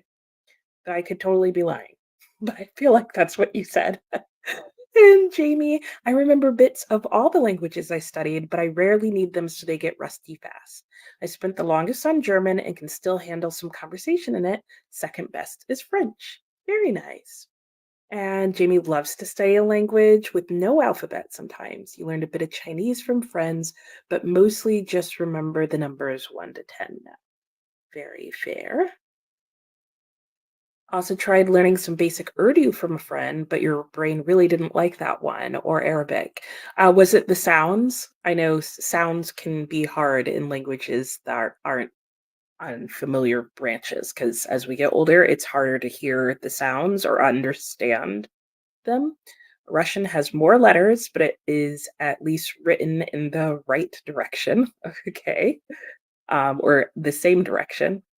Uh, Anne turned off the TV and put the remote in the chair. Went upstairs. The cat stepped on the remote and turned the TV on. Oh, yeah, that would that would be like the sprints happening in the other room experience, where you're like, "Wait, why are there people talking?" Ah, those cats playing games. And Heather, quite honestly, quite awesome that you tried out a bunch of languages. Also, Chinese is pretty good to start out with for a non ABC language since the grammar is similar to English. I did not know that. That's interesting to know. And Heather is heading to bed. Good night, Heather. You're probably long gone. And it was 2 in the morning there. Yeah, you would be sleepy. Well, thanks for joining us, Heather. Should you for some reason come back and watch this? And hello, Jean. Is it Jean or Jean? Did we have this conversation before? I don't feel like we did. But hello. When people were saying Nicole's sprinting, I was looking for the other Nicole. Oh, yeah. Currently watching Fate Winks. Ooh, I haven't heard of that. What kind of movie is that? Let me know. And Lexi, not very productive, but cuddling with pups. Well, still sounds nice. And Anne fell asleep. Fair enough. And hello, Heather. One Heather's gone, the other Heather is here. Hey there, just happened to log in and see you. You've been cleaning your house and trying to sit down and read all day, so you will join us this time. Sounds good. Glad to have you here, Heather. And Ricardo, wings sound so good right now. He had a snack and cheese and Spanish ham, yum, and finally finished the book. Okay, so what did you think of it, Ricardo? What were your final thoughts? Lynn got another 8% read and got ready. I'll be back later if you're still on. I will be. I'll be on all day until like 9 o'clock. So we'll see you later, Lynn. And Carl said, thinking of rereading Marina. Ooh, I remember you saying that was your favorite. You read it once a year. Oh, and you haven't so far. Okay, yeah.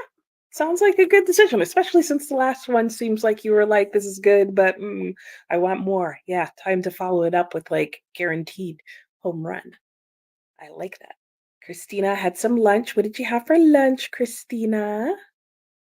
Livia had dinner. What did you have for dinner, Livia? And you're at 148 out of 353 of Bride. Nice, making some good space.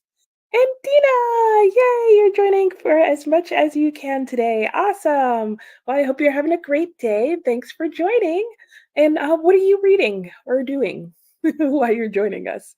And Jamie got another 2% done in the audiobook while doing dishes and another little laundry. Nice. I did forget to put my laundry in, so I do need to do that.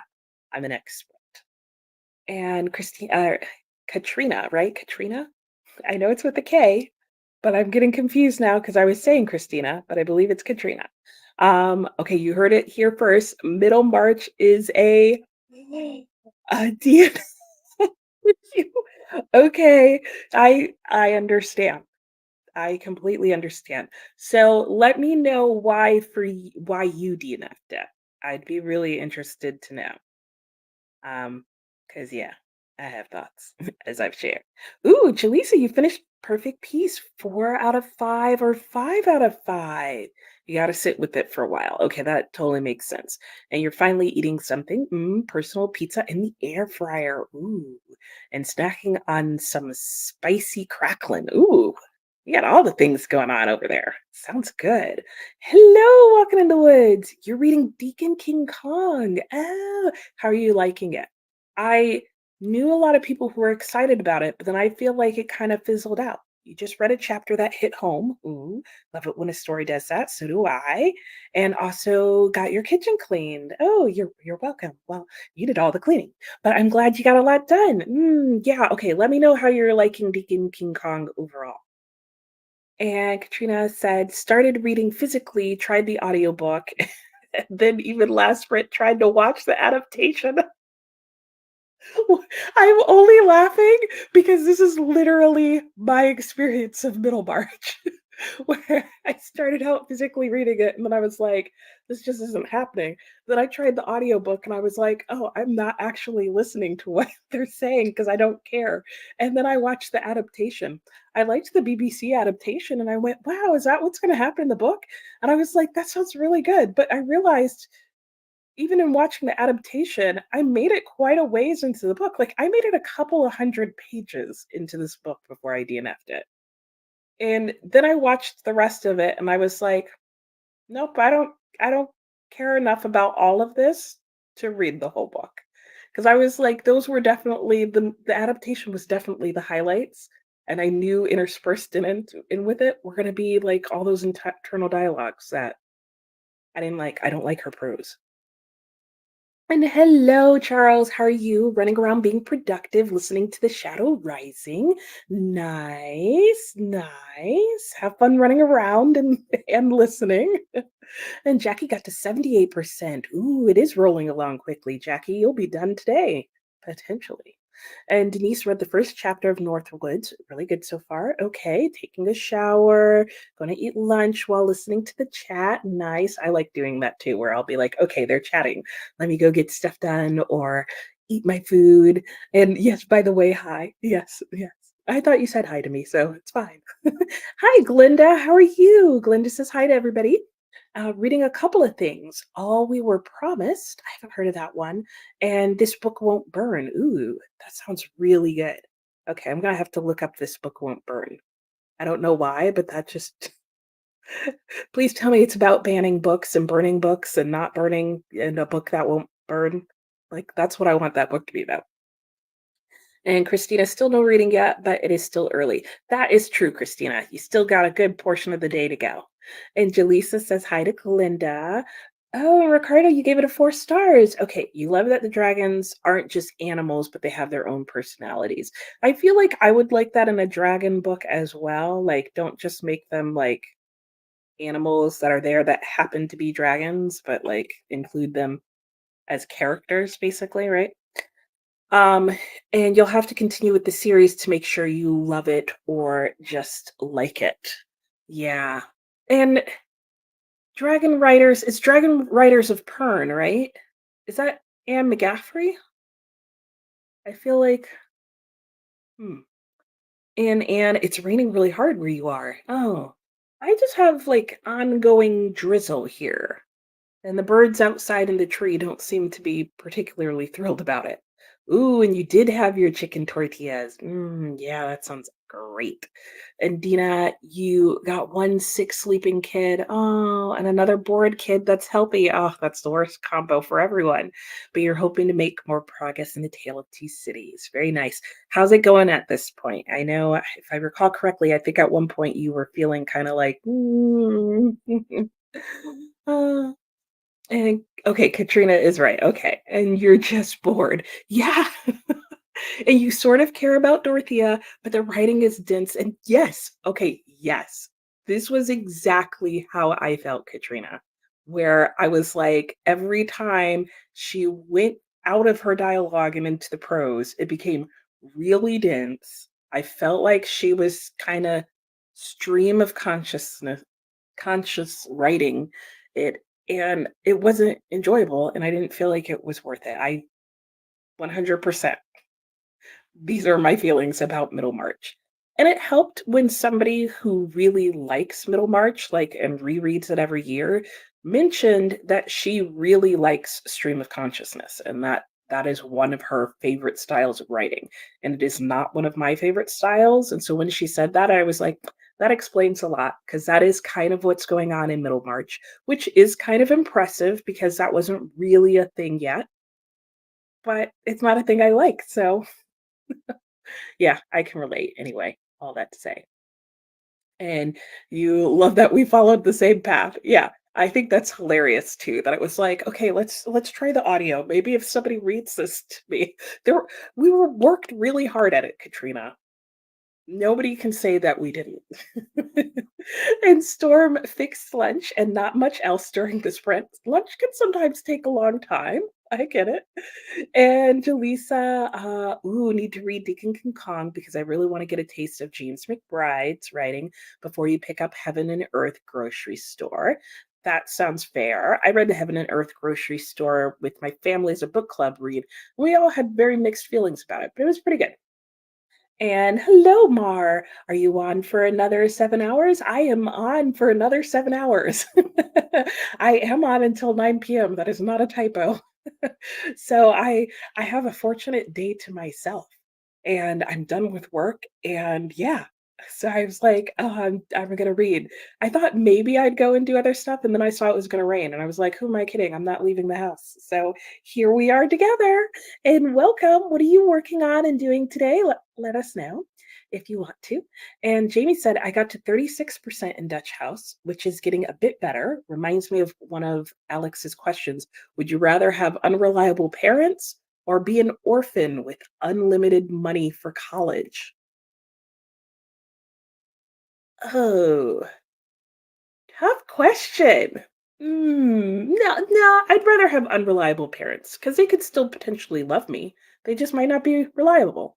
And once I'm an adult, that would cease to be a problem. Whereas I feel like if you're an orphan for life unless somebody adopts you. But it doesn't sound like in your scenario anyone would.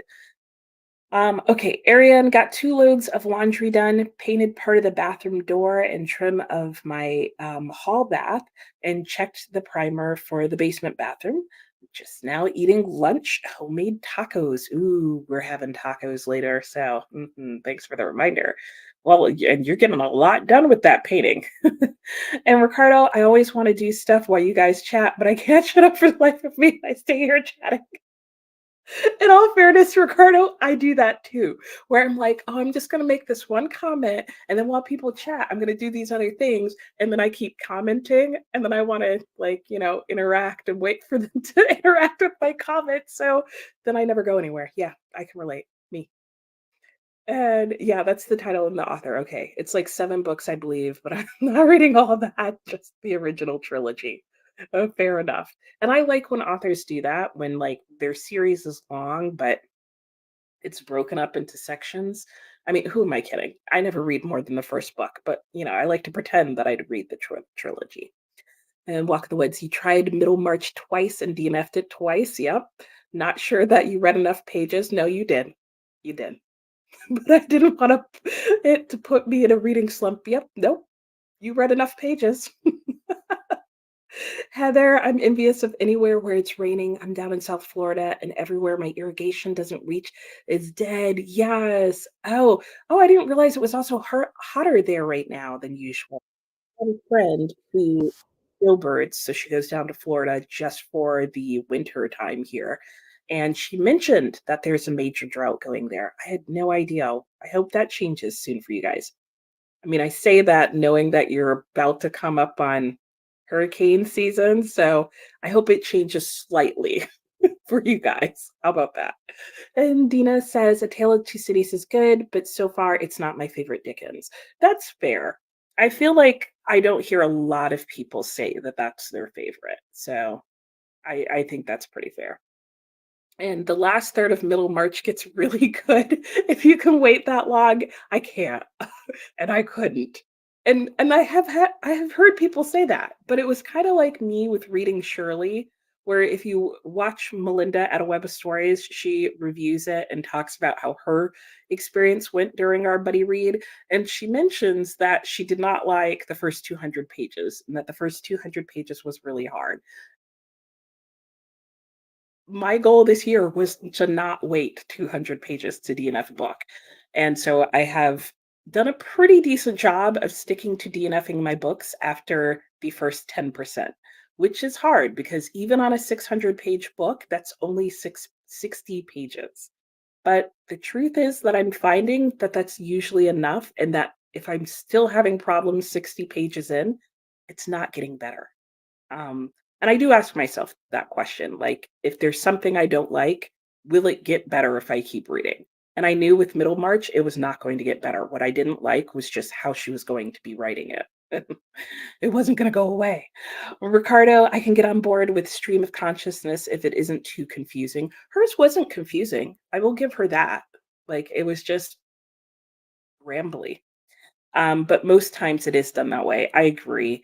Yeah, I guess it's the style that fits it the best, but it ain't for me either. Yeah, yeah, yeah. You could give it a try though, because I will say I don't think what she's saying is confusing. It's just verbal vomit.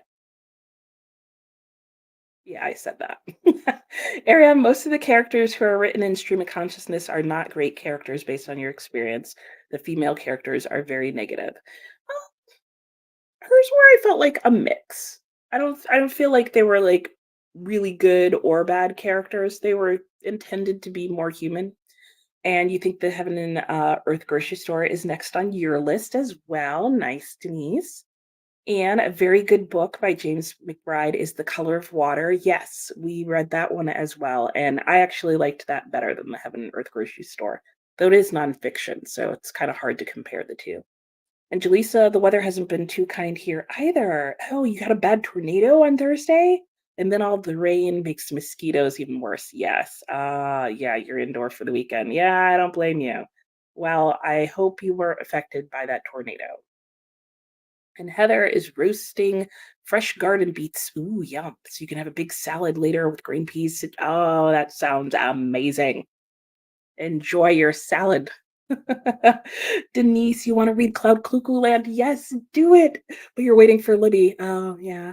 Don't want to read my expensive cloth bound edition. I don't know. I don't blame you. I love that book. I thought it was so good. Hug your cloth bound edition when you're done. Ah, and I'm sort of jealous that you have a cloth bound edition. I need to go and find one of those because that book was so good. I only have it in paperback. Ricardo needs to learn how to DNF books. A Little Life should have been a DNF. I sat through the whole 1,000 pages. Don't do it, Ricardo. Let them go. Start at a higher percentage. Tell yourself like 20, 30%. And then after a while, you start getting a feeling and you start to know what it feels like when you should DNF a book. I mean, I feel like most of us know what that feels like, but some of us just keep pushing through because I don't know, whatever weird psychological, like, reading thing we put ourselves into. And Katrina said 200 pages is way too long for me to wait to DNF, right? And way too long to wait for a book to get good. That's what I've discovered. And it's not like there's not a lot of things to read to replace it. And Dr. Wardle's School by Trollope is a slow burn, but psychologically fascinating and twist at the end. Yeah, see, I don't mind a slow burn. I don't mind slow paced. I can do that. I just can't do there's nothing good about this book. And The Color of Water is good. Oh, nice. You read it too. It is. I really enjoyed that. Daniel Derundo has a much more propelling plot. However, there's some philosophical and political parts that I did skim. Yeah, I tried no, I didn't try Daniel Derundo. I tried Adam Bede, and I actually liked all the topics that came up in that book. I still couldn't do it. I still found myself sitting there at times, and then it was even in the dialogue going wah wah wah wah wah wah wah. I couldn't do it. I had to move on. And Ricardo, that's one of my goals this year because some of these writers, yeah, yeah, I totally get it, Ricardo. I had an experience recently with that with an author I thought I liked and a book I was enjoying reading. And then I got to this one chapter and I was like, what are you doing? Nope, I'm done. I just DNF'd the book right there in the middle of it all. And have I read the books of Jacob? I started the books of Jacob, Anne. What are your thoughts on that? I wanted to like the books of Jacob really, really bad. And if you watch some of my earlier videos, I talk about it. And that was another one, but I feel like it falls more on the side of what Ricardo was talking about, stream of consciousness and confusing. And I got like 100 some odd pages into that book and felt like I still mostly understood what was happening, but then I realized, but nothing's actually happened yet. So I DNF'd it. I was very torn about it though, Anne. And it happened to you with Paulo Coelho? Really? Oh, I have 2 books by him that I want to read. And you read 3 of his books. Oh, and were some of your favorite reads. And then you read another 2 and was like, yep, I definitely got to learn how to do. You're so funny, Cardo. Oh, that would be me. Oh, DNF is really new to me. Yeah, it can be. What is that? Why is it so hard for us to like put books down? And the cover of the books of Jacob make it look good. Yes, the cover makes it look interesting. The inside of the book looks interesting. The topic of the book looks really interesting. And at some point in my life, I may try it again, but it'll be a borrow from the library. Did you ever figure out why it was numbered backwards? Yes, I did. I did. Do you wanna know? I did figure that out. It was basically because it was a, reference to the way that, like, the Torah would be read, where you'd start at the right and you'd read left. And so there were a couple of different things in the book that were, like, nods to that. I guess I didn't wait for you to tell me whether you wanted to know that or not. But it wasn't like a huge secret. And Ricardo says, I think it's because we invest money and time. So if we drop it, we feel like we're wasting it. Yeah, that's probably true. Right? Like buying clothes and then not wearing them. Yeah. You rarely DNF because you're nosy. Oh, I love that. But one of my teachers told me if you wasted your money and are wasting time, don't waste more time and move on. And I was like, okay, girl. Yeah, yeah. No, that's the way I look at it now is that I am wasting my time not getting to other books that I paid for. Because then if I want to DNF a book, but I don't DNF it, it makes my reading slow down. So, anyway, speaking of reading, let's go back into a sprint. Great conversation, guys. Love it. Love it. All sorts of interesting things. We can all ponder our own DNFing habits. Okay. All right. We'll do another hour and I will see you after the sprint. Happy reading.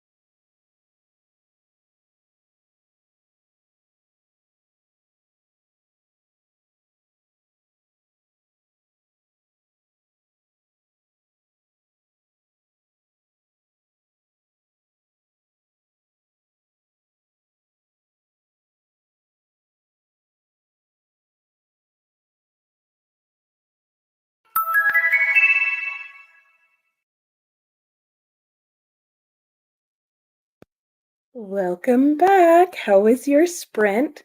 Mine was very good. So, oops, put this in a place where every time I move, it's going to jiggle the screen. So I read another story in here. I did break my bookmark, rough usage. Um, and so I have one chapter left to go. So one story left, and then I will be done. And this last chapter, there was a moment that I was like, oh, so sweet, the guy with his mother. So anyway, so I'm looking forward to seeing what this last chapter is about. And I didn't want to move on because I'm really liking doing one chapter a sprint. That's really working well for me. What else did I do? Well, that was the main thing I did. And then at the very end, I got a phone call about potential housing for where we're moving. We thought we had housing all lined up and worked out, and I don't know, the person's just dragging their feet. So I don't know if they just don't want us as renters for some reason, or like not personally us. I'm wondering, like, we're looking for a short-term rent, and I'm wondering if they've decided they don't want to do that. And so now they're just like dragging everything out. But whatever the reason is, they're dragging everything out and it's not working for us. So now we're like looking to see if we can find other places. One of those other places called, and oh, guys, if this place works out, the view out the backyard is A plus plus plus 10 million. Anyway, like nice enough that it's gonna make me sad that it's temporary housing. Anyway, let's get to the comments and see how you guys did. When we left off, we were talking about DNFing, like did not finish a book. And Ariane commented that people should flex your DNF muscles and that it gets so much easier. I 100% agree with this. I thought it would be hard to like reduce the amount of DNFing I was doing and DNF even more frequently, because that's basically what it would mean, is I would have to DNF sooner. And I was surprised how easy it was. And it's amazing how good you feel when you DNF a book and pick up something else and realize, oh yeah, this other book really is better for whatever reason, right? For whatever reason, the other book wasn't working for you. So if you don't DNF often, try it a couple of times. And if you can't just flat out DNF something, do a soft DNF. Just say, I'm going to put this down for now, and then just never pick it up again. And Ariane was also saying, I think I quit Middlemarch in the second chapter or third. I wasn't far into it at all, and I recently DNF'd another book that I wasn't far into. Yeah, yeah, the guilt goes away. And then I also feel like in DNFing more frequently, I have learned more about my own reading taste. Um, and it's made me, like, more conscious of what I buy when I go out, because I'm more like, "Oh, do I really wanna buy this book because I know that I might DNF it?" And when I start thinking that, like, I'm more likely to realize, like, "Nope, this is a book that I think I should get from my library," or something like that. So, anyway, those are my 2 cents. Storm says, "My friend and I, who buddy read a lot, was reading this one book, and she was loving it, and I was not. But she was like, it gets better, and it didn't." Oh, no. I would have DNF'd, but she lied to me as it wasn't better. Oh, no. I know, because better for one person may not be better for you. Oh, I'm sorry, Storm, that stinks. And Heather hates to DNF because you're competitive with yourself. Oh, and you hate that failure feeling. Yeah, yeah, it would have to be a change of mindset. That's true. I love that you're doing like competitive reading with yourself. Like you have to finish. You can do this. And don't let the book defeat you, right? And storms. So now I just DNF and don't let someone's opinion keep me going. Yeah, that's true, because other people's opinions can really just be their own experience of the book. Like with Melinda and I, she knew a lot more about Charlotte Bronte. And so I was like, everything she seems to be enjoying about this book seems to be related to her knowledge of Charlotte Bronte. So I was like, I think I'm having a very different reading experience than she is because of that. So those are things that you have to do. Oh, yes, and that F word, FOMO. Ricardo has FOMO. Yeah, what if the book gets good? But they usually never get worse, if that's even possible. Yeah, that's true. Sometimes they can get better. But, I had, one other person on BookTube, and they were the ones who taught me this trick. They said is that before they DNF'd a book, they would stop and think about what is it in the book that they weren't enjoying, and how likely was it that that was going to get better? And I think that's a really good one with the FOMO because there's times where I've realized, like, no, what I don't like is a character. And though, now I say that with Forever Amber, I didn't like Amber and I thought she was going to get better and she didn't. So sometimes you get burned by it. But like sometimes it's a character and you can fool yourself like me and say but characters change. That's what makes books good. And in fact that was what made that book not so good for me was that the character didn't change. Like there was very little character development. Anyway, this isn't a rant about Forever Amber. Just be aware. Try and work it out. Oh my gosh. Jaleesa, oh no, that sucks, Storm. Yeah, I would have been a little tight about that. I know. But her friend probably truly was like, no, it really did get better for her. And Katrina says, Heather, maybe you can change the competition to try and DNF more this year than last year. That's true. That's a fun way to compete with yourself. And more can just be one book more. Mm. Which means your end of year might get exciting. And Coda is heading out. Bye, Coda. Thanks for stopping by. And yes, we'll see you when you get back. Hope you have a good time out. Jackie, I'm heading out to the store. Oh, you're very welcome. Oh, good. I'm glad you got a lot done, Jackie. I know you were hoping to. And Aaron finished all your errands and now you can read. Yay. Half the people are going off to them and the other half are coming in. Wonderful. What are you going to start reading, Aaron? I think you mentioned earlier, but if I recall correctly, I think you had a couple of things you were going to do. And hey, Ben, good afternoon. How are you? You just got off your weekend gig and ready to buckle down with some progress in One Piece. Ooh, fun. And the Trials of Apollo. Ooh, wow. And probably after I do some lesson planning. Well, yeah. Work, right? Your non-side gig still is still there. But the school year is almost done. Or do you do your lessons year round? And Donna, hello, Donna. Yes, my sprints have been good. How are your sprints? Are you still on? You have not long ago finished on Beatrice. Oh, okay. Taking a break before you jump over to your other friend's sprints in a few hours. Fun. Who else is sprinting, Donna? Let us know so we know who to keep an eye out for. And Vanessa just finished editing a video. Nice. Ooh, fun content coming out next week. Awesome. And if you haven't figured it out, both Donna and Vanessa have channels, so go check them out. Donna does sprints, Vanessa does sprints sometimes, but I know your channel's changing a little bit and becoming a little bit more content focused and less sprint heavy. So, yeah, so go check out and see what they're reading. And the nice fun thing is that a lot of these people that I'm pointing out, like don't all have overlapping reading tastes. So it's fun to check out different booktubers. And Lexi also has a channel and Lexi read a few pages and got the cookie dough made and got a few batches in and out of the oven. How are they turning out? What do you put in your monster cookies? Because that's what Lexi said she was making earlier. And Lexi also does sprints. I think you did sprints last night, right? Did we already have this conversation? I feel like I said that earlier as well. Katrina started Kindred. Oh, so nice to be reading an engaging, if dark, book. Yes, it is. Ooh, Kindred is heavy, but yes, very, very engaging. Nikki just fell asleep in the last 10 minutes. Oh no, Jingle woke you up. Also, how are you falling awake mid coffee? Oh, that's because you have to drink the coffee faster, Nikki. Drink it faster. But I'm with you. I don't know what happened, if it was a time of day or if I was leaning too close to here, because I'm pretty sure I'm actually allergic to the stuffing in this chair. But I got really sleepy towards the end of that sprint too. And my chapter in my book ended just in time because I was literally like about to start doing the head bobbing. Oh, sorry about my bookmark. I know, and I love my little bookmark too. Look, it's a squirrel. Can you see it? Will it focus? No, no, almost. Okay. well, you can see the basic shape. It's a squirrel. It's so cute.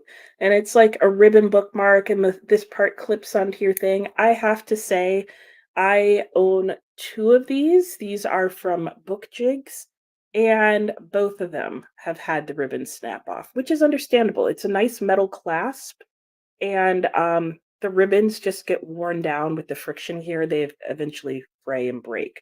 So if anybody has a suggestion of what I can exchange this ribbon with that might be more durable, because there's nothing wrong with these clasps. These are really nice heavy duty, but both my ribbons have broken. So far I can't recommend, sadly. And Ariane got 9 chapters read. Nikki read 15 pages of This Thing Between Us. Nice. And here in Kentucky, landlords require a 1-year lease. It's annoying. Yeah, that can be. Fortunately for us where we're going, there doesn't seem to be a limit. Like you can do a month. Well, I guess you can't do a lease for a month, but you can rent for a month if you want to, or longer. So there's a lot more flexibility. And Glinda says hello to everyone. Jaleesa, what the heck? My computer betrayed me and didn't let me know the sprint was over. Oh no. Oh, that's okay. I've been chatting. You haven't missed much. Ariane says hello to Glinda. Erin, in Kentucky, where are you from? Ooh, fun. Maybe you guys are both in similar areas. And Christina says hello to Donna. And Jamie made it to 59% in your audiobook, The Passage While Cleaning. Ooh, nice. Still have 15 hours to go. Ooh, my. But good stuff to clean with. And oh, oh, in. I knew what you were trying to say. Uh Maybe getting things done. Yeah, maybe. And Denise, hope the new place works out. Thank you. Lunch wasn't ready until the sprint started, so you ended up eating during the sprint. Well, you got to feed yourself. So, but you still made it to page 36. Nice. Aaron, you're in Kentucky. Yeah, we got it. And Jamie, I got to 49% in the Dutch house and did some weeding outside. Ooh, it must be nicer where you are than here because weeds would come out easy, but you'd be soaking wet. Has the Dutch house gotten any better, Jamie? I know you were saying it was kind of slow, rough start there. And Denise, so glad you DNF'd a little life near the beginning. Oh no, I did too. Just saying. Julissa, did you ever finish A Little Life? I know you were reading it. And the last time I heard, I think you had soft DNF'd it, but I could be wrong. And Sue, you're back. Yay! You took a nap, had lunch, read another chapter in Starry Nights. You can only read a chapter at a time. Well, hey, at least you can still nap after reading the chapters. I would not be sleeping after reading horror. And Ariane says to Storm, bummer about the Buddy Reed book not getting better. Yeah, sorry I laughed when Nicole read your comment. I laughed too. I know. We feel bad, Storm, but I think we laughed because we can also kind of relate to how frustrating that would be. Ariane has 130 pages left in the Splendid in the Vial, and we'll finish today. Yay! That's good.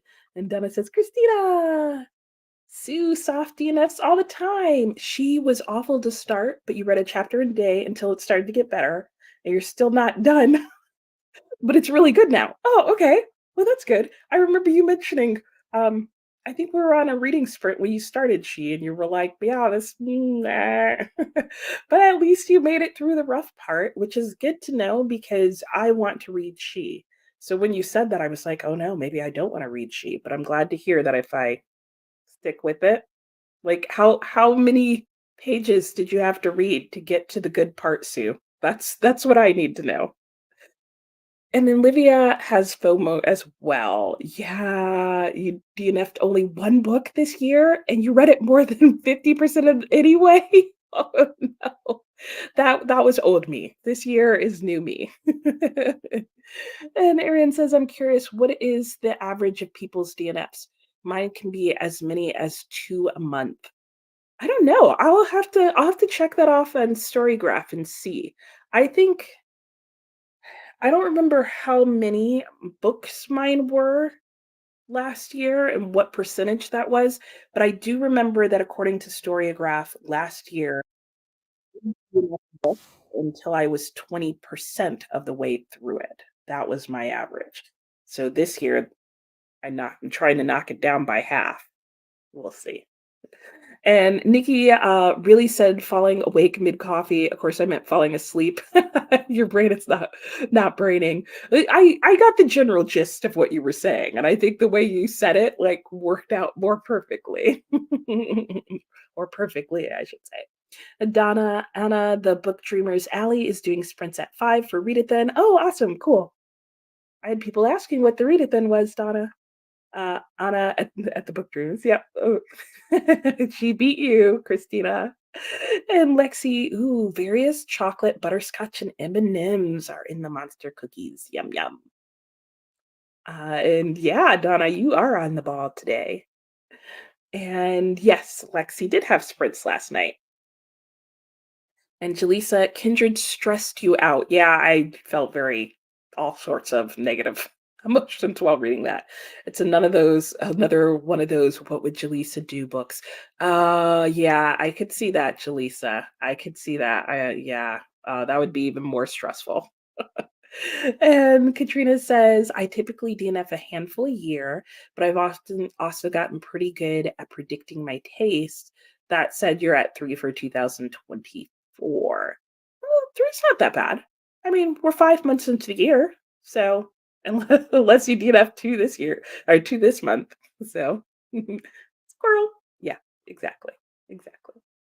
And Donna says, "Oh, I am also reading The Invisible Life of Ali LaRue, which was not on my TBR this month, but now is. Ooh, how are you liking it? What are you thinking? Are you doing audiobook? I did the audiobook. I liked the audiobook. Ricardo, oops, lost track of time. I decided to write instead of reading. Wanted to rest from books, and we'll start a new one on the next sprint. Ooh, what are you thinking of starting, Ricardo? And hey, switching it up is good. And Livia says, "So cute." Oh, yeah, my squirrel bookmark. I thought we were just talking about how I was getting distracted. And Donna's at page 287 pages in and loving it. Oh, yay! I really liked it too, Donna. And Katrina, cute bookmark. Maybe you can make it into a holiday ornament. Ooh, that's not a bad idea if I can't find a fix. Or if you want to replace the ribbon, you could try, oh, a leather string. Oh, that's a good idea. Yeah. Or maybe even a rope one. Okay, this is helpful. This is helpful. Jamie, I like the folded magnet type bookmarks best. I have a few sets of them, mostly though ones I use the ones made by laminating and cutting up completed coloring book pages. Oh, that's a cool idea. I really like that. I have some magnet ones too, but mine seem like super cheapy ones that I feel like where they bend over the page, I feel like is gonna break in half anytime. Anytime, any day now. And Ariane says, we currently live in Pulaski County. Before that, we were in Nicholasville. Are you in Kentucky? Yeah, I think she said she was. Jaleesa, oh, you did finish A Little Life. Okay, you just don't know where to start when talking about it. Fair. The title of the book should be A Lot of Life. I could see that, Jaleesa, based on what I've heard. And Ricardo says, oh, I hated A Little Life so much. I felt like it was, yeah, yeah, yeah, that right there. Yes, I agree, Ricardo. I didn't get far enough to feel like that, but as I started to read the book and realized where it was going, I was like, no. And it came to a point where you're like, damn, I don't even feel sorry for the characters anymore. Oh no. Oh no. Yeah, I know that feeling.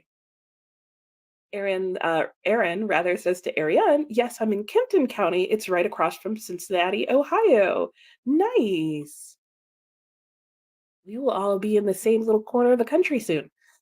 Jamie says, I almost never DNF books. I may read the less successful ones a bit at a time alongside other books, but I usually finish them all eventually. Ooh. Mm. Christina says, I do not DNF. I may pause indefinitely, but I may come back someday. Like Jamie. Yeah, that's funny. And Donna, I need to say what read it then is, or were you able to say it? Oh, no. Yeah. No, I can tell. Yeah, Donna is co-hosting Read It Then, and um, who is with Manda. I had to think about it. And it is a really cool month-long readathon. Well, okay, let me say it this way. It's right now for the month of May, but it occurs multiple times throughout the year, and it's a reading challenge to help you thin out the books that you own. So they do prompts, they have like bingo boards that have self-care on it, they have helpful boards. There's like a whole website for it, which I'm super impressed by. And I love the prompts, and this is my second time doing it. I did it earlier this year, Donna, but I don't think I mentioned that I was doing it. I just used the prompts or something. I don't even remember how that happened, but I did do it earlier this year as well. So I'm participating. Donna's co-hosting, and if you go to Donna's page, you can see her announcement video that then has links to the website, which again has all sorts of graphics and cool things to use. So there you go. And Sue, not sure, but once it got to Africa, it was enthralling. It's a long book. Yeah. Oh, is it? I didn't realize that. Huh. Interesting. Okay. Well, I mean, at least it got interesting. Donna, I am doing the audio and physical same time. Nice. Ariane, my great grandmother was from Newport, Kentucky, but she went to college in Ohio, and you considered living up there. You lived in an old house, but the airplane noise reminded me of California. Ah, fair. Jamie, technically do not softy enough, but I don't, you do softy enough, but you don't think of it that way. Once I start a book, I am currently reading it till I finish it, even if it takes years. Oh, I don't think I could do that. I'd have to be like, I'm definitely not reading this right now. Hello, Courtney. How are you doing? How are you today? What are you up to? Glinda says hello. And Ricardo says, "Well, I thought Marina, but I'm oh, that's right. You did say that. But you're craving a new story, so you might pick up the Midnight Library or maybe continue the Pern series. Ooh, tricky, tricky. Hmm. Maybe the Midnight Library wasn't my favorite, gotta admit, but a lot of people really like it. Christina, hemp braid 3 or more together. Yeah, that's what I'm thinking. I'm thinking like a hemp rope. Like, I could probably even just go to Joann's and find one. That's like some strong one together. Yeah. Or silk. I might actually have some silk yarn because silk, if you guys don't know, when it's spun into yarn, that stuff does not break. And I was using ribbon until someone living in this house thought it was funny to pull it out. I can imagine who that might be. And Jamie, I also get my magnet bookmarks at the dollar store, so they're cheap but easy to replace. I could see that. Jaleesa, all prove to me that I give up on people sooner than most, and I don't fight against people's no's because that's no that no is for them, right? Not for me. It was like a tug of war of who can be the most selfish. And I said all proved. I realize now it was a little life proof to me that you give up on people. I got it. I understand. Maybe no one else does, but I get it. And Olivia says hi to Courtney and Glinda. Erin, Newport is right next door. Very cool. Hello, Dee. How are you? Long time no see. Glad to have you here. Welcome. What you doing? Glinda says hi to Olivia. Denise says, I like using the bookmarks my granddaughter made, but usually end up using whatever random piece of paper is lying around. Yeah, that's the truth about bookmarks in general, right? And Ricardo says, I felt exactly the same way, Jaleesa. Like there wasn't a single character I didn't end up thinking was selfish and unlikable, at least for me. I'm glad my friends are not like that. Yeah, that could be very true. Yep, yeah. The self-care bingo board. Yep. And Donna was like, I was just like, whoa, you did it in February? Yeah, I did. I don't know. Like, I think it was something I don't remember how I incorporated it into my reading in February. And I don't think I did a whole bunch of the prompts. Maybe that's why I didn't mention it because I only did like a couple. I don't know. I just remember that I did it. Oh, good. I'm glad I explained it well. And Ricardo, I'm a piece of paper for bookmarks too. I've even used my phone and then forgot it was in the book. until it rings, and then you're like, "Where's the phone?" And Jaleesa, "Oh my gosh, yes, Ricardo, I don't have the energy for those type of relationships." I thought you were saying yes to the phone, Jaleesa. I'm notorious for using pins, index cards, receipts, socks, yeah, anything on hand. I get it. Livia, I have to update the bingo board for Read It Then, but I think that you're doing really well. Well, good. Yay. Oh, Denise also does the phone trick. Jaleesa says hi to Courtney. Jamie says, I use old receipts torn into very small strips to mark places in books that I want to add to reading journals, somewhat like annotating, but safe for library books. Good point. And Dina says, my goodness, I read one chapter and then fell asleep. Oh my gosh, it happens. It happens. Everybody got tired on that one, so it wasn't just you. Ricardo, oh, I have high expectations for the Midnight Library, but you're never wrong on books we share. So now you're nervous. Oh no. I know I almost didn't say anything, Ricardo, but read it, because I want to know what you think about it. How about that? And Arian says to Ricardo, the phone book mark is hilarious. Yeah, yeah. And having a smartwatch is good for when you forget the phone in the book. Oh, there you go. See, backup, backup. In all honesty, I'd probably lose the smartwatch too. That's so true. One book Midnight Library reminded me of that it's way better is Of Things Gone Astray. Ooh, I have not heard of that. So I will probably add that to my TBR list when we're sprinting, which is going to be now. So that was another good chat. It's now hot in my house, even though it started out cool, and I need to switch my laundry. That's one of the things that I will be doing on this sprint. And then I will be finishing my chapter of my book. All right, I'll see you guys when we get back.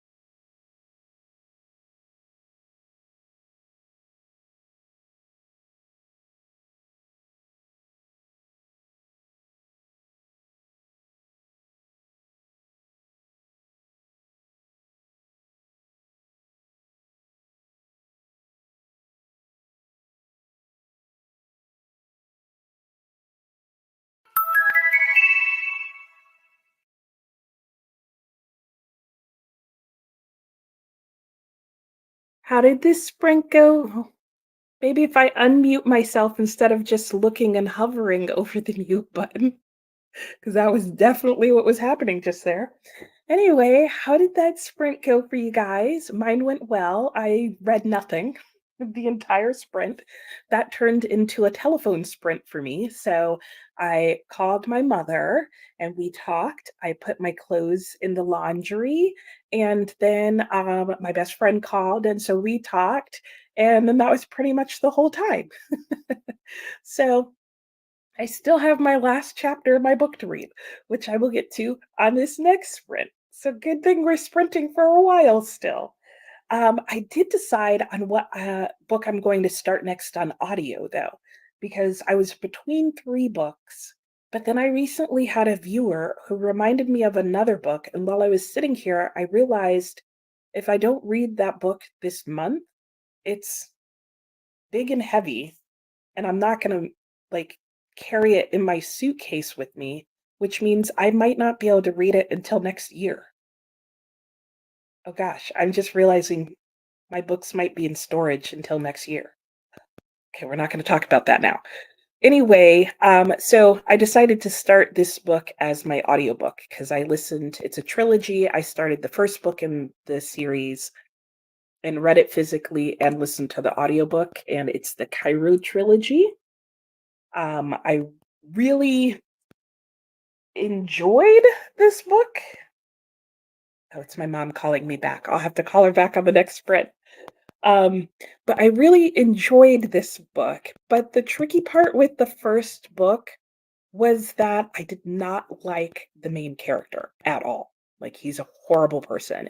And at first, I couldn't tell whether or not we were supposed to like him.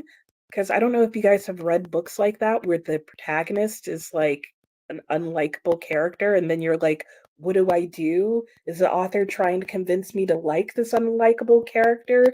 And it took me a ways into the book to realize, no, we're not supposed to like him, but I did like everybody else.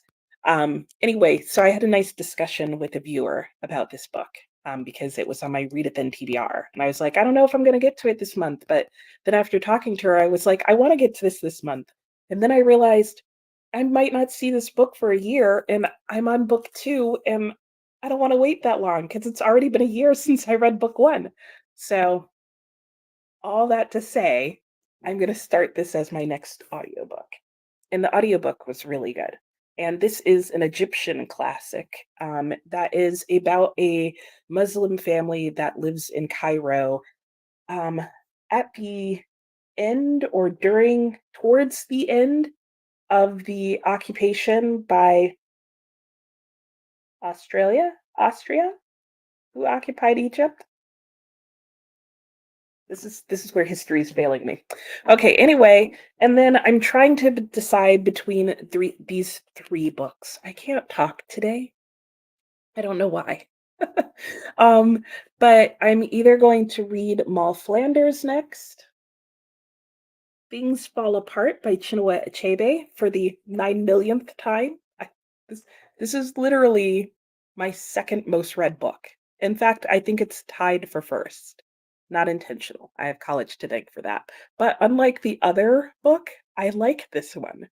So Things Fall Apart or 4321. So let me know if you have opinions and thoughts on which one I should start next.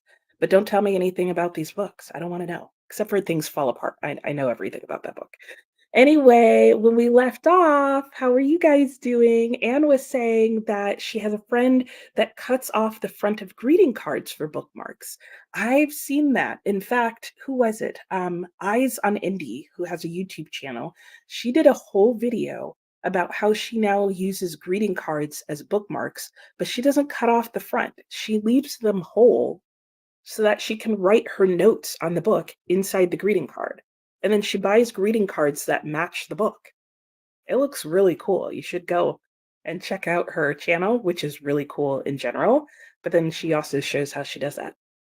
Denise loved the Midnight Library. See, Ricardo, you don't have to take my word for it. It's on your reread list. Ooh, you really liked it. And if you liked that, Denise, I would read Life After Life by Kate Atkinson. It's a longer book, but Has similar time travel things going in it, and I think was a way better book in many ways. And Jamie, my grandmother cut greeting cards into bookmarks too. She used fancy scissors or punched holes for ribbons in them. I might start cutting up my greeting cards, like ones that people give me, and making bookmarks. Because I don't like to keep them because then they're just greeting cards around my house.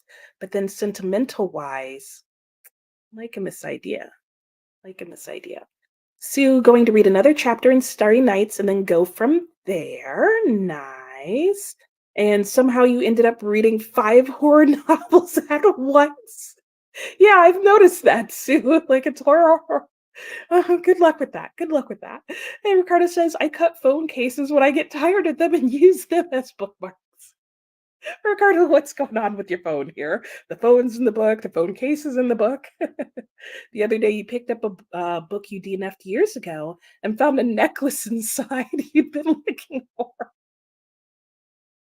That's great. I love that. I love that. Second try's the charm. Yeah. So you finished Starry Nights and another chapter in The Exorcist. Nice. You're paring down your horror list. Very good. And Jamie, no reading that sprint. Same. But you did take out the trash and recycling, go pick up groceries, and get back with 5 minutes to spare. That's awesome. Yeah, flex for sure. I just talked on the phone. So no comparison there. Dina got through several chapters. All hell is breaking loose in Tale of Two Cities. Ooh, I've got my bored, healthy child in my lap now. Okay, maybe read Tale of Two Cities out loud to them. Maybe they'll enjoy all the chaos. Maybe doubtful, right?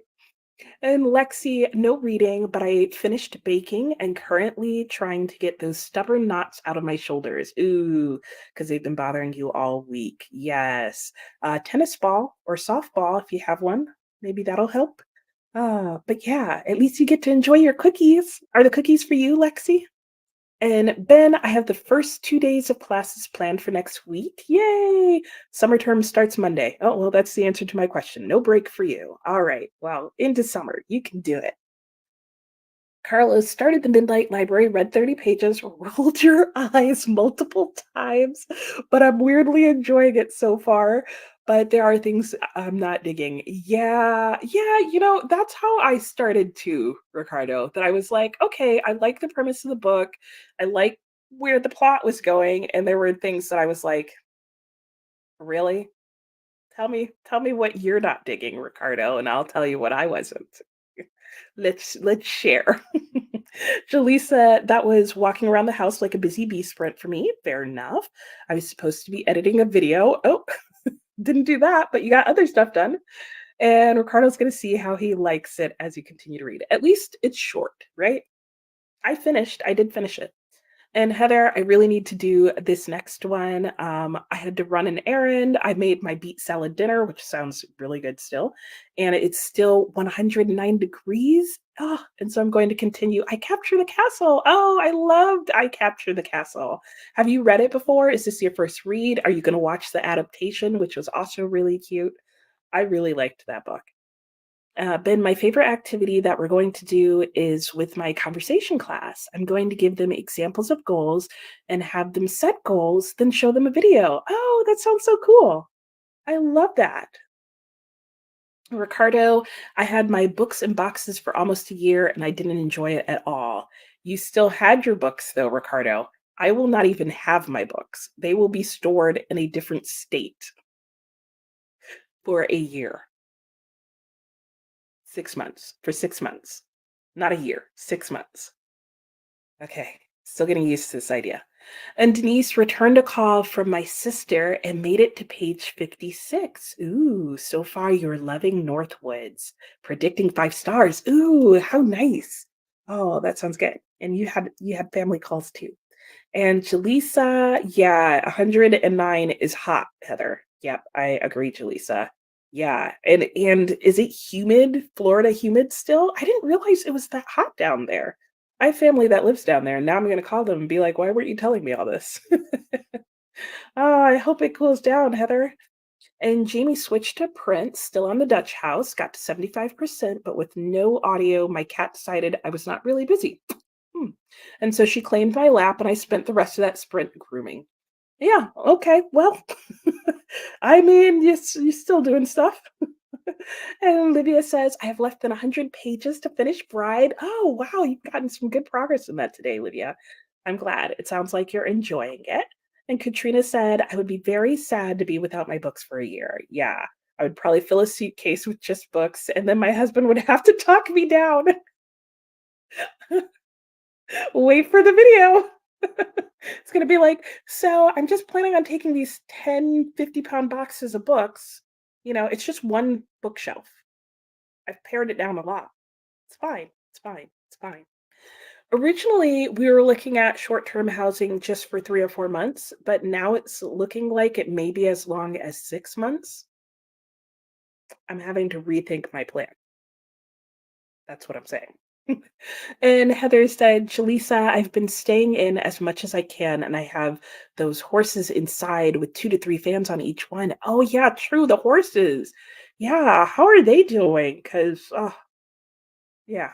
If I was a horse in that, I'd be miserable. Poor horses. And Nikki says, I only read about 10 pages this sprint. I want to read more, but I'm so sleepy. Yeah, your coffee has not been working. Maybe you need a nap sprint, take a siesta and wake up on the other side to read. And Katrina says, ooh, Things Fall Apart is on your short list. Oh, yeah, I can say it holds up well to a reread. I had to read it for class 5 different times in 3 different years. Well, 3 consecutive years. And I enjoyed it every single time. So if that's not a recommendation, I don't know what. So this will officially be the first time that I've read it for fun, for myself. Mhm. And I also have 5 papers that I've written on it because all the classes were just different enough that I couldn't, like, meld my previous paper into a new one. Keisha says, "I have Things Fall Apart on my TBR too." Am I hearing a Barnacle Buddy read along? And Dina said, "I'd be curious about 4321 and to hear what your thoughts are." Yes, I'm curious about it too. And Jaleesa, that's good. Are you all at least able to look forward to a cool night? Yeah, I hope so. Right? And Jamie, you've read all 3 of my options. Okay. And you liked Maul Flanders the best. Not surprised. Maul Flanders is an amazing book on so many levels. That was probably one of the few books that I read in college that I fully appreciated and really enjoyed reading during school. Um, Yeah. So I have not reread this since college. And I got this fun 90s cover. I mean, how could you not like this book? Focus, darn you. It's not going to focus. Anyway, how could you not like that 90s cover? It's like some weird, like, fantasy, like, I'm pretty sure this is the wrong time period, romantasy cover going on. I don't know what's happening on that cover. Christina said, "You read, yay!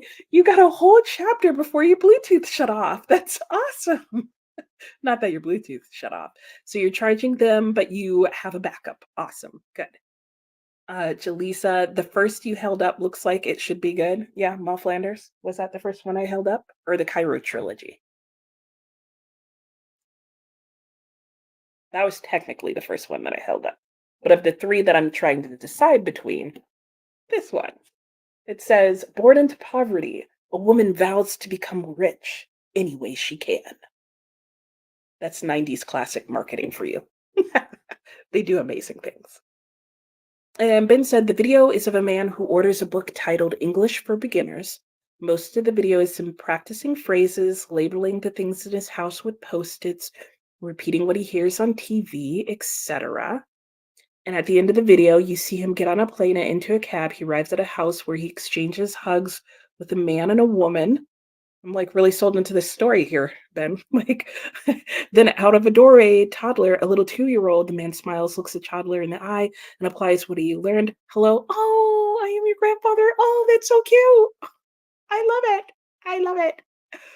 Oh, this video got me good when I first saw it. I love that. Yes. Show them that video, Ben. Show them that video. That sounds awesome.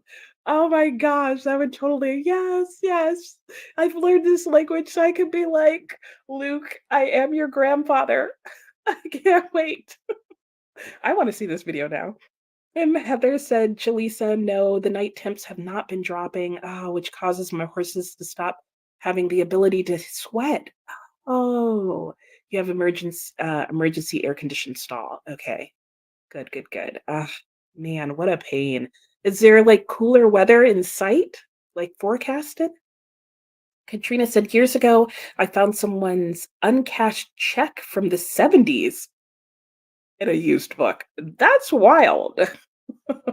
I'm sure they canceled it a long time ago, or the bank went out of business, or. But how weird. Christina, hello. How are you? Reading through your physical TPR, physical library, and today you are reading Fahrenheit 451. I have not read that. Fun fact: paper burns at 451 degrees. Oh, I get it. Thanks for sharing that. I did not know that. Oh, I see what he did there. I see what he did. I see what he did. Oh, well, welcome, and I hope you enjoy your book. And Denise said, putting Life After Life on my TBR. Yeah, it was really good. Like, it was a book that made me think and want to read more about the theme. And he puts the necklace in a safe place and forgot where the safe place was. Yeah, yeah, so true. Yep. Lexi made the cookies for work and family. Oh, how sweet. And Dina liked How to Stop Time much more than the Midnight Library. Okay, good to know. And Lexi, I have this 3D shiatsu massager. Ooh, that you bought. Yes. Oh, you've tried the tennis balls. Okay. And yeah, it can be hard. It's better when somebody else does the tennis ball on you. So yeah. So I hope your machine works. That sounds good. Ricardo made a Spanish omelet, and I'll probably eat it during the next sprint. What's a Spanish omelet, Ricardo? Like, what does that mean to you? Like, tell me. I'm sorry for me. Yeah, I'm sorry for me too. Yeah, yeah, it does. I know. Coda was like, "Do we need to start a GoFundMe?" No, but you might need to start a support group. One of my sprints might become the Nicole has no books support group. And House of Leaves just arrived. Ooh, was a little bit hesitant to order it. We'll see. Ooh, I don't think I could do House of Leaves. Scaredy cat. And Jamie says you can get by with fewer outfits, maybe, and use your extra suitcase space to smuggle along a few stacks of books. Yeah, truth, truth. I mean, we're driving two cars out there. And I did have the conversation with my husband that I was like, our one car is a hatchback. I'm pretty sure if we put the back row down and the passenger seat in the front down, because there's only two of us, so we're each driving one car, that in our second car, we could probably fit all our boxes, no, all my boxes of books. This seemed totally reasonable to me. He said stuff about axles and wheels and driving. And Heather, I have never read I Capture the Castle before, and you're 60% in and really enjoying it. Oh, so glad. And Sarvasha, hello. It was supposed to be celebrating your daughter's birthday, but she woke up with a fever. Oh, poor thing. I'm sorry for her. Oh, I hope she feels better soon. But I'm glad you get to join us. I just wish it wasn't for that reason. And Heather, as far as the heat, no, it's not supposed to be this hot in May. I know. Humidity is 50%, so it could be worse. Okay, that's true. It could be for Florida for sure. Savasha, my 7-year-old is down with a fever too. I know there's something going around. Like I know a lot of people who have had sick kids with fevers. And Savasha, we did shower her with lots of gifts and love and takeout and snacks and ice cream cake later. Okay, well, that helps, right? And Heather, when you get your books back, it's going to be the best reunion. Yes, yes, yes, yes. Yeah, I will totally have forgotten what I feel like I have had. It'll be like the biggest book haul ever. And there will definitely be a come put all my books back on my shelf with me. And Sarasha says, I'm sorry, Dina. It's tough when the kiddos are sick. It really is. Yes, and I'm so curious about the House of Leaves. Yes, aren't we all? But then I'm scared and don't want to hear the reviews. And Nikki, I'm happy. I'm really enjoying my book so far. Yay! I've been in a slump since February. Oh my gosh, where I just keep putting down my reads and not following through with anything. Oh, that's a horrible feeling, Nikki. Okay, I'm glad. I'm like extra, extra glad that you are enjoying this book then. And Heather, I haven't read Things Fall Apart, but I have it sitting on the shelf staring at me. And Ricardo says, the only thing I don't like so far is that it seems like it deals with suicide. And I've picked up books about suicide for 3 months in a row. Oh, yeah, right. Yeah, like what's the universe trying to tell you? Like, yeah, yeah, yeah.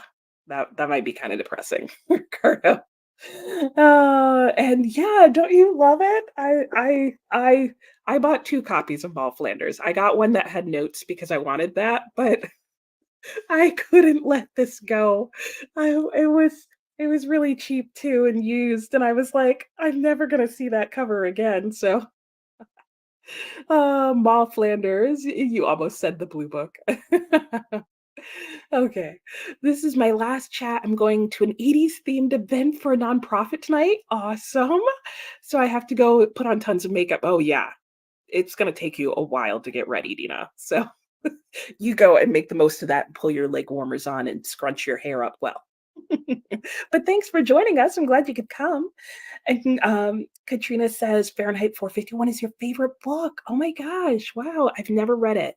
I have to add that on. I need to get a copy. Heather says, I think a few days it won't be as bad here. Okay, good. Good, good, good. Hi, Teresa. How are you? Oh, you just got back from a library sale. Oh,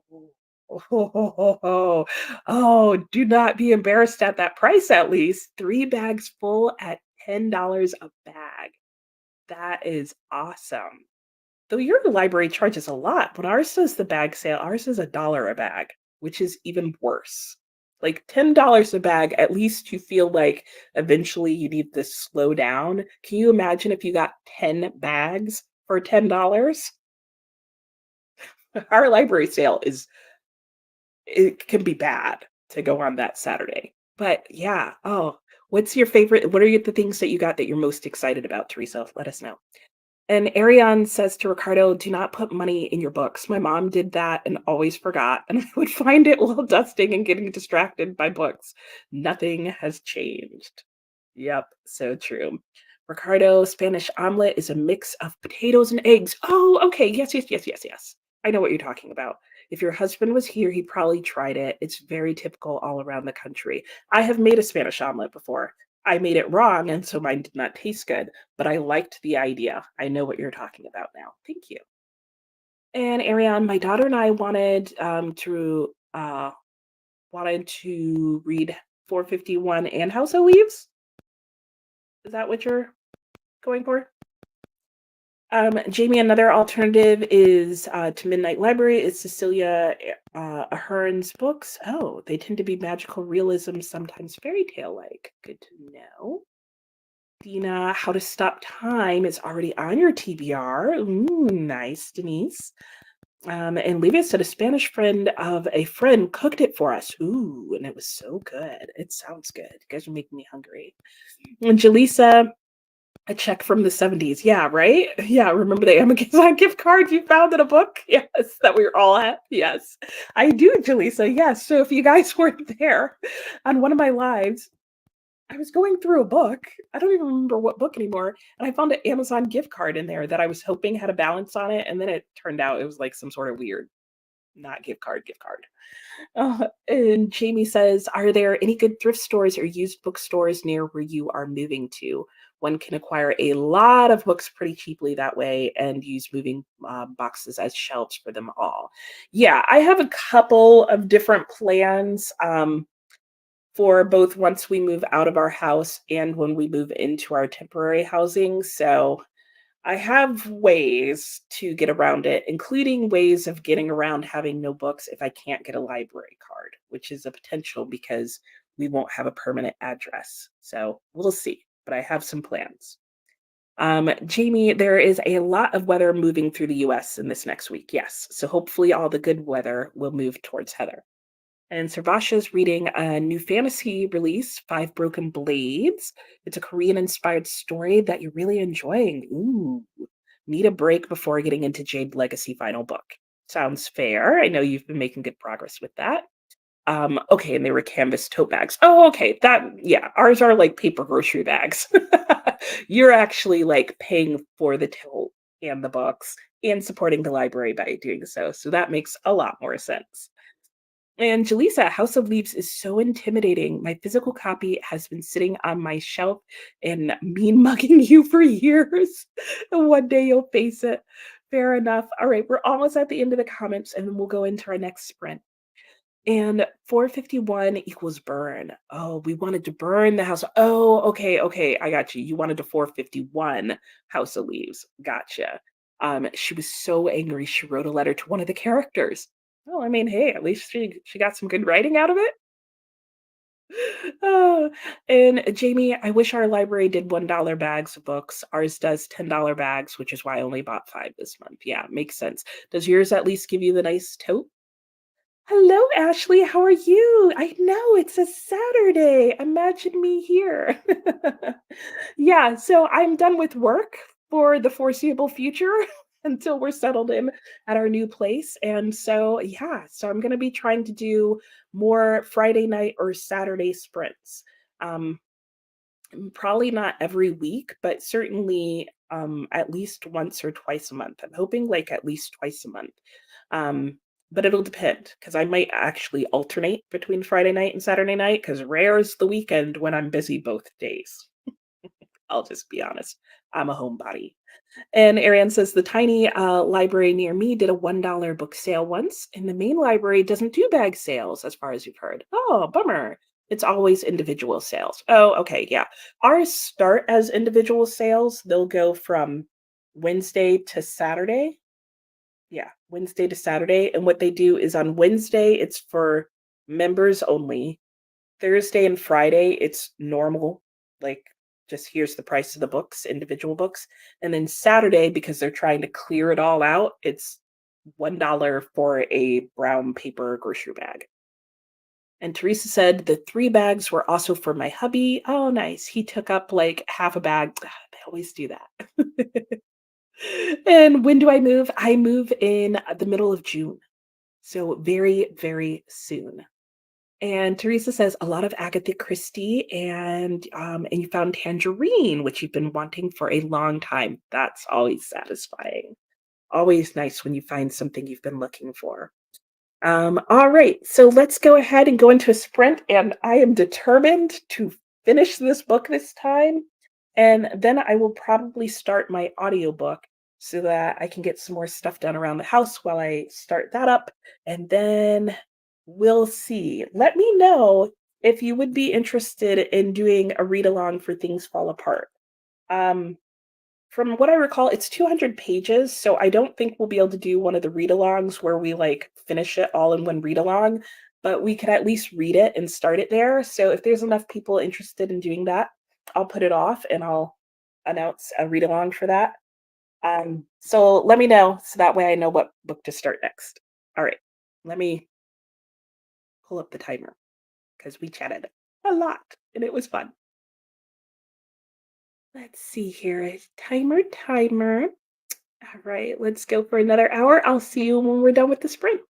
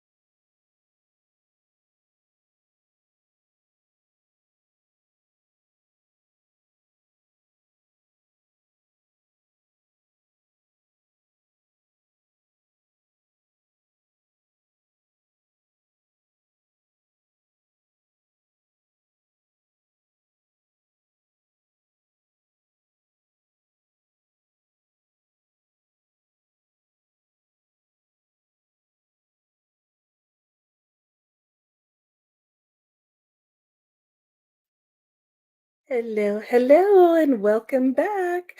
How did that sprint go for you guys?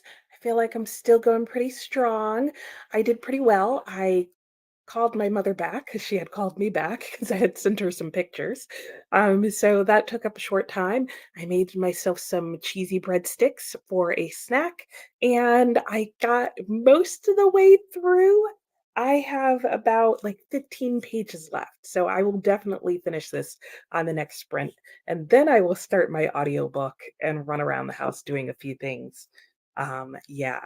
So that was my sprint for me, but I feel pretty good about the things that I got done. So I did get most of I think I had like 60 pages left. So I knew, especially after I got off the phone with my mom, that I wasn't going to finish it that sprint, but I'm close. I'm very, very close. And so when we left, Teresa was telling us what she had gotten in her library book bag. And Sarvasha said, our library sale format is similar to the one that I have. Okay, cool. And you can get a big bag full on Saturday. Yep, they're like, take it all. And Katrina says, I would love to do a read along for Things Fall Apart. Nice. Good, good, good. And Jamie's library does a double bagged plastic grocery bags. Okay. Day one is members only, and the rest of the weekend is for everyone. Yep. $10 per bag, the whole event, and it happens twice a year. Oh, see, your guys' libraries are nice to you. Our library does it like every 3 months. And so it's really easy to accidentally show up at the library when they have it going on. And I should add, there are probably 12 libraries in my county, and three of them are in three or four of them are in a very short drive, like 15 minutes or less from my house. Three of the four all do library sales and not on the same day. So there's basically a library sale going on in my county almost every single weekend. I'm glad that only three of them that are close to me do them, but it means that pretty much every month I could go to the library book sale if I wanted to. I don't. I try to like blind myself and pretend I don't know that they're happening because it's dangerous. And Ricardo said that the omelet, the Spanish omelet with the potatoes and eggs, is really easy to make, but very, very tricky the first time, especially flipping it. But give it another try. I will, because I love potatoes, one. And it sounded so good. I think the trouble I actually had wasn't with flipping it, because I think I just steamed the top of mine, and I know not everybody's into steamed eggs, like, not every culture does that, but I had a Korean roommate in college, and I learned all about steam eggs, and I will steam my eggs. But anyway, I remember I just steamed the top of mine. The problem I had was I didn't cook my potatoes enough. So if you have tips on that, let me know. And Keisha said, I'm down for the read along. Nice. Ben hasn't read Things Fall Apart in over a decade. Yes, good. Down for a second visit. So is Heather. All right, sounds like it's on. I will plan that. Now, I think the only tricky thing is that let me look at my little calendar here real quickly. Let's see. We're on the 18th. So I could do it next weekend, or it would have to be um the weekend of June 8th, because the weekend of June 1st I have family in town because my son's graduating. So yeah. So we'd either have to do it next week. We're all reading Things Fall Apart, or we'd have to wait until the second weekend in June. Let me know if you have a preference. And K, you changed your little icon thing. At first, I was like, "Who is this new person?" And oh, it's another K, but it's you, K. I like it. Cute. Okay, you still have not picked up a book, but did update your social media profile pics for the summer. Thus you have a new profile pic. Nice. Ready Thread Needle is out for ready to is out ready to read. That was a lot of readies. How long are you sprinting for? I'm sprinting until 9 o'clock. So we've got a good like 2.5 more hours to go. So you're good. And Rachel says, back from poker, how'd it go? Did you win? Let us know. Like, did you have all the cards? Did you get the royal flush? What happened? The day's going well. Thanks for asking, Rachel. And Katrina, that was a yoga and dinner sprint. Ooh, nice. And back to reading in the next one. Ooh, that sounds like some good stretching. Yeah, I might have to do that at one of the sprints. Maybe while I listen to my audiobook on the next one. And Christina, hello, making your way through 451. Yes, and 40 pages to go. Oh, so you were quite a ways into it. Nice. Oh, and it's a good one. Oh, I have that on my TBR. I don't own it, so that might end up being a summer read for me because I won't have to worry about it being in storage. And Denise made it to page 77, still so good. Have to get some dinner for son and hubby. I know they do like to eat food, don't they? We'll be back. Sounds good. At some point, I think we're having tacos for dinner tonight. So, and my son said he's on his way back. He's been outside in the rain all day today with his friends going around and touring. Um, because they realized they're all going to college this summer, and one of them was like, "I've never been to all the things." And so they're all like, "We've gotta do it together."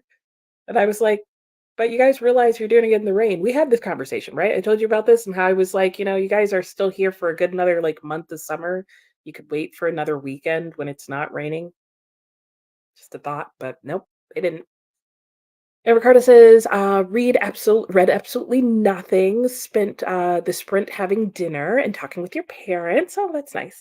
And then cuddled with your dog while watching Downton Abbey. Ooh, that sounds like a really nice sprint, though, Ricardo. Like nobody's mad about that.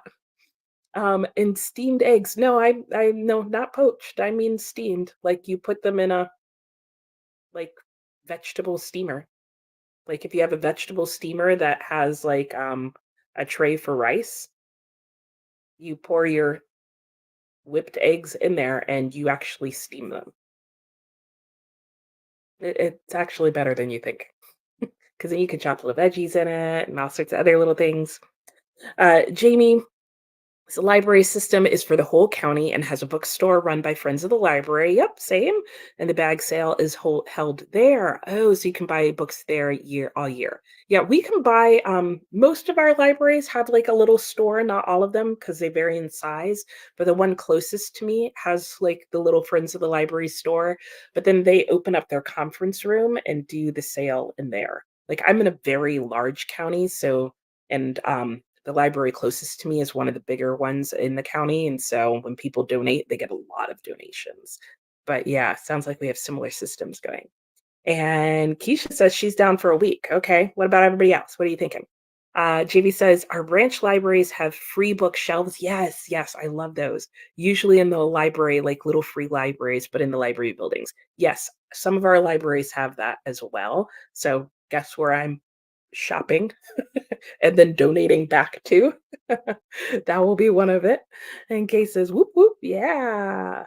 And Christina got supper started. Nice. Christina, what's for supper? And Rachel, oh no, you never planned to win. We don't plan, but sometimes it happens, right? Actually, I have no idea how to play. It was more or less just pushing buttons.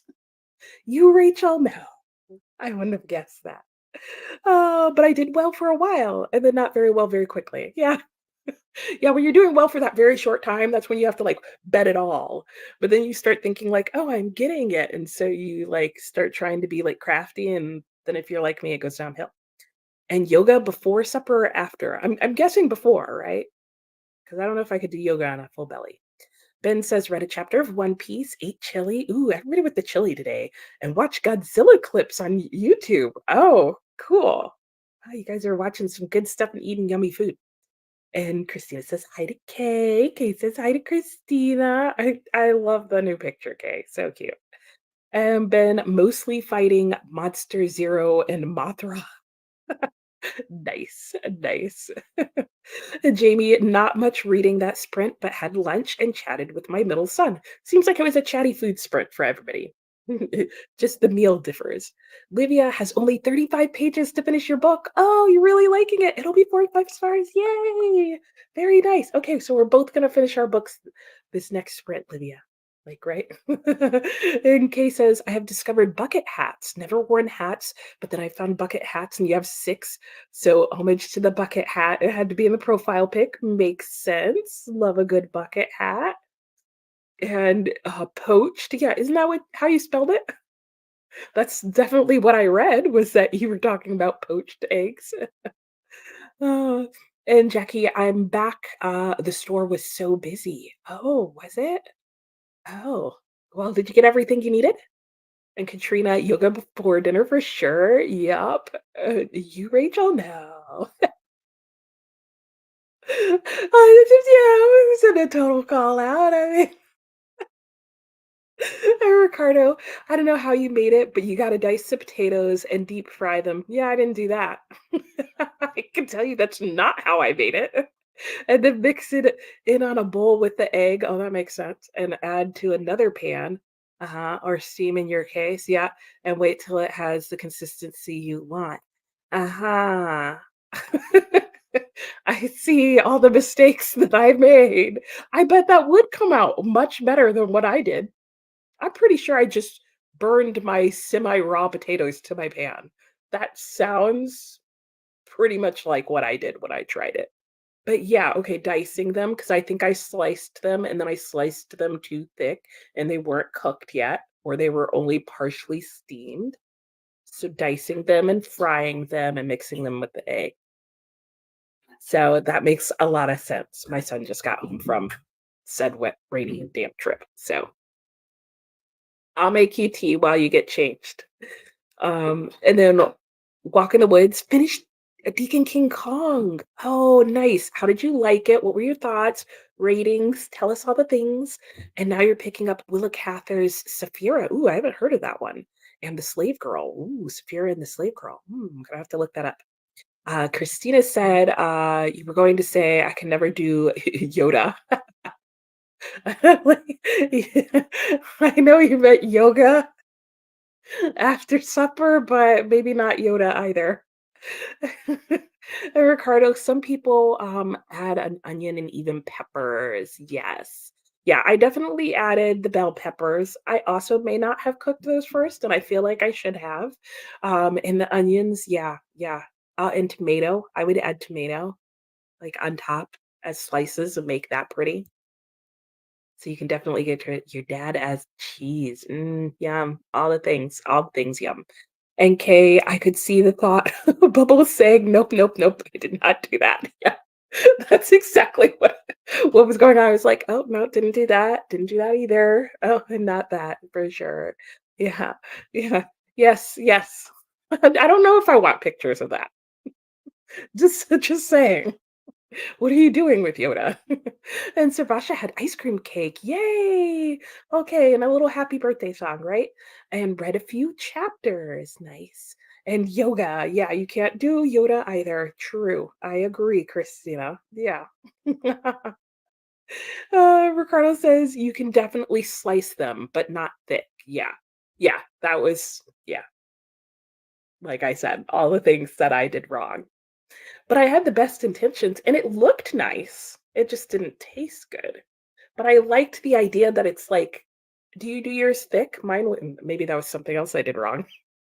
Was I had like a nice thick, like, egg kind of cake type of thing. I love the idea. I just need to like perfect it. Maybe that'll be my summer plan is like by the end of summer, I want to be able to make this the perfect Spanish omelet. And then I'll show myself doing that in one of my tag videos. Goals, people, goals. And Heather says June 8th is not that far away. Okay, good to know. Yeah, it's not. It's really just a couple weeks. So I figure by the time I announce it and then anybody who wants to get the book gets the book, right? It can be the June read along. That's my thinking. And Christina, I mean, I am short, but not that short. Okay, Christina, all the right places will align. Yes, yes, yes, yes. All right, let's go ahead and get back into the sprint so I can say hello to my son and finish my book and start my audiobook and do all the things. And look at that. How's that for timing? So, yeah, we're just all still thinking about Christina and Yoda. That will stay with us as we go into our next sprint. Oh my gosh, guys. All right, let me get this timer up for us. Too funny. Too funny.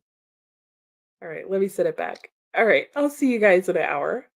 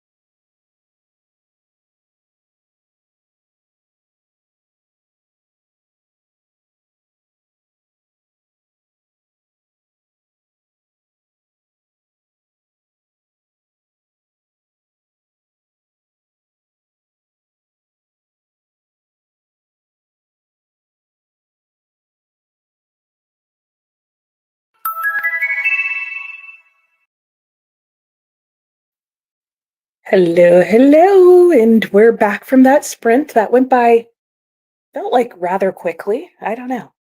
So it's getting that time of day. It's starting to get dark here, but not quite dark, and it's confusing me as to what time it is. Anyway, I finished my book. So I did finish What You Are Looking For is in the Library, and I have some thoughts. So, one, I would say if you like before the coffee gets cold, this definitely has similar vibes, like totally different story and storyline, but has a very similar feel to me. However, I would say between the two, I liked Before the Coffee Gets Cold better, just the first one. The rest of the series irritated me because I didn't like where it went. But not that it went to a bad place, I just didn't think the rest of it was well done. But book 1, if you haven't read it, is really good, super heartwarming, really loved it. This one I felt like could have gotten there. I loved the idea of the connected stories in here. I actually thought the format of this was a little more clear from the get-go what was happening, but I just felt like the writing didn't quite make it. This is a book in translation, and it did make me wonder if I don't even want to imagine how difficult it is to translate from Japanese to English, but I don't feel like it was achieved its goal. The writing seemed a little too simplistic in terms of the words that were chosen at times. And I don't know if you know what I mean when you read translated fiction, sometimes you like get a feeling in certain sentences that it probably sounded better in their original language. I got that feeling a lot in this book, which is a shame. But it was a cute story. It was good, but like didn't blow my mind. Um Turns out I was going to start my audiobook of The Palace of Desire, and my library doesn't have it on Hoopla. So then I searched my library for it, and then I searched Google for it. Note to all of you, don't Google search or search anywhere for Palace of Desire unless you'd like to see all the things that come up with that. Like, there was nothing, like, too out there, but there was definitely moments where I was like, "Oh, and, oh, they carry that at the library? Oh, okay." Needless to say, I didn't find the book that I was looking for. So I guess I'm not going to be able to do that on audio, and I wasn't ready to read it yet as my physical read. So now that I know that I'm going to have to do that, I kind of thought around and I decided to start Mull Flanders because I know I can definitely get this on audiobook. I won't read this solely on audiobook because classics I find I can only read on one time speed, especially Victorian classics, because I find that they usually have someone who's British doing the narration, which is fine, but then I'm working with both their accent and the Victorian dialect on top of that, and then I'm like, I don't understand what you're saying." So so I will use the audiobook to just help me get through the book faster so that I can do stuff around the house or when I'm driving or that kind of thing, and then when I feel like sitting down and reading it with my eyes, I will do that as well. In the meantime, however, that means that I can start another book because this will be my audiobook. How many of you do this? And so I decided that the other book that I'll pick up will be 4321. So much for asking you which of the 3 books I should read. I'm basically reading all 3 of them. So I'm going to listen to Maul Flanders, and then I'm going to physically read 4321. And then I decided we're definitely going to do the June date because I realized by the time I'm able to announce that we're doing that, like, I've gotta give people time. So, and then we'll be doing Things Fall Apart, in June. So, I'm thinking we'll do a Saturday because then I can do, like, a day-long sprint like today, and then people can just join whenever, and it can be like, Let Things Fall Apart all day long. I mean, things really fall apart. It's not a long book. We don't need all day to read it. I don't think. Like, my copy is 200 pages, and the print is pretty large. Like, I mean, if you compare that to this, oh my gosh, can I do this? See, you can see the print difference. Plus you have like half pages and stuff like that. Anyway, so those are all my reading plans. So I need to cook dinner on this next sprint. So I will keep listening to Mall Flanders. Thanks to all our bookmark conversations. I made a little thank you bookmark. I sat here and cut it out. Sorry, it's foiled, so it's like crazy reflective. Anyway, how did you guys do that sprint? Let me know as I sit here and just chitter chatter. Ooh, just realizing our dinner is like getting really late. So when we left, Christina was trying to figure out Yoda. I'll just leave it at that. And said, I'm going to try to stay awake. Fair, fair. I know that feeling, right? As it gets darker. Ricardo said, no, it's supposed to be thick, so you got it right. Okay, one part of the Spanish omelet that I got right was the thickness. I think I was using a really weird cookbook in theory as well. Like a cookbook that has a whole bunch of recipes and really nice pictures, but the recipes themselves are questionably good. Like probably work if you already know what you're making, but otherwise don't. And at this point in my life, I'm a way better cook than I was in my like 20s, 30s when I first tried it.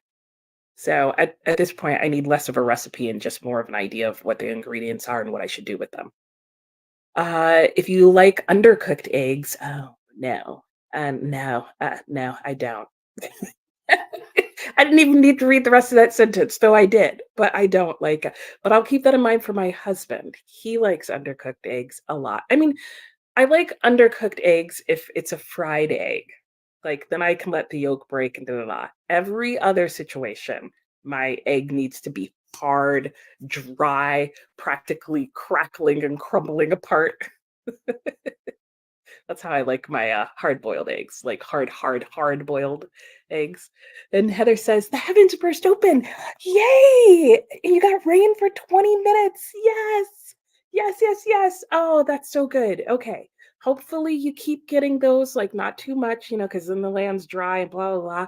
But, like, 20 minutes, that's good. 20 minutes is good. I'm glad to hear that, Heather."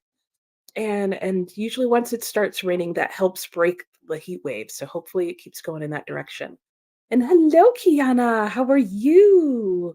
Hello from everybody else. What are you up to today, Kiana? And Kay, it was super quick. Yeah, okay. So it wasn't just me. Read 50 pages of Threadneedle. Okay, well, you made good use of the time. And Christina's almost at 50%. Yay, yay. And supper's almost ready. Did you say what you were having for supper, Christina? I don't remember. I don't think you did. Then 3 chapters of One Piece completed. Nice. Ooh, most recent episode of Doctor Who started. Very good. I like that mix of like reading and watching. Unfinished Bride, 5 stars. Yes.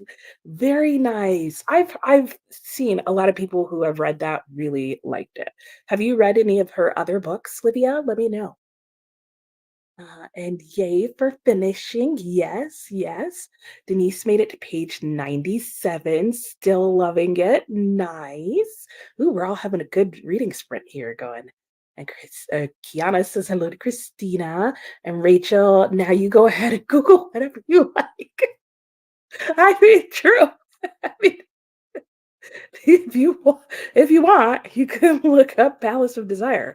I can tell you that less unexpected things came up when I Googled Palace of Desire than when I was a teacher and I Googled teacher's shoes at work. Don't. Don't look for shoes at work, especially not teacher's shoes. I was like, come on, people. I actually need shoes for teachers. No, don't Google that. And Ricardo says, I always worry about the translations. I feel like English is very easy to translate because it's such an international language, but other languages get lost in translation. Yeah, and that was just how I kept feeling over and over again. Because I can usually tell the phrases because then like some idiomatic English expression comes up in a book that I'm like, I know there's no way they would have said that in there. like like if I'm reading a book that's translated from Italian and they're like, "Yeah, good luck." And I'm like, Just doesn't feel the same because I know what the direct translation is from Italian, and it's just got a different feel. Oh, yeah. So, oh, well. Yeah, see? Especially the idioms and common phrases. Exactly. You start to feel it as soon as they go. I feel like they should leave those out of translations. And Kiana says, I've been meaning to read Things Fall Apart. Oh, great. We are gonna do a read along in June, so you can join us. And Jaleesa, my nap sprint was chef's kiss. Ooh, sounds good. Glad to hear it. I love a good nap sprint. And Ricardo, I spent the entire sprint writing. Ooh, you're on a roll. You need to read during the next sprint. Sure, sure, but writing is good too. And Katrina says, woohoo, June 8th is now blocked on my calendar. Yeah, I need to do the same because otherwise I'll totally plan something for that. Almost halfway through Kindred. Yeah, tough book, but flows so well. And I just have to know what happens. Yeah, it is so well paced and it's just goes, goes, goes, but oh, so hard. So tough to read. And Jamie got to 15 pages read in Handling the Undead. Ooh, put away the dishes and talked to a friend. Nice, a little bit of everything. And Katrina, I also usually have several books going at once, usually 2 to 3 actives books, but my personal record is 7. Nice. Yeah, I just finished up my 7 that I had going. Totally unintentional. I just got into that, kept starting books and not finishing them. And Christina, it's ready. Ooh, steak and baked potatoes. Yum, yum, yum, yum, yum. And Kiana, it's exhausted. Oh, but you won second place. That's right, because you were at the dance competition and title. Way to go, baby girl. All right. But yeah, I'm sure you're all tired, Kiana. But hey, sounds like it was worth it for sure. So congratulations to her and you. And Ricardo says, I love cooking, but hate cookbooks. I feel they're never detailed enough. I know, I know. Like at some point, I'm like, what step did you just skip? Like in this cookbook.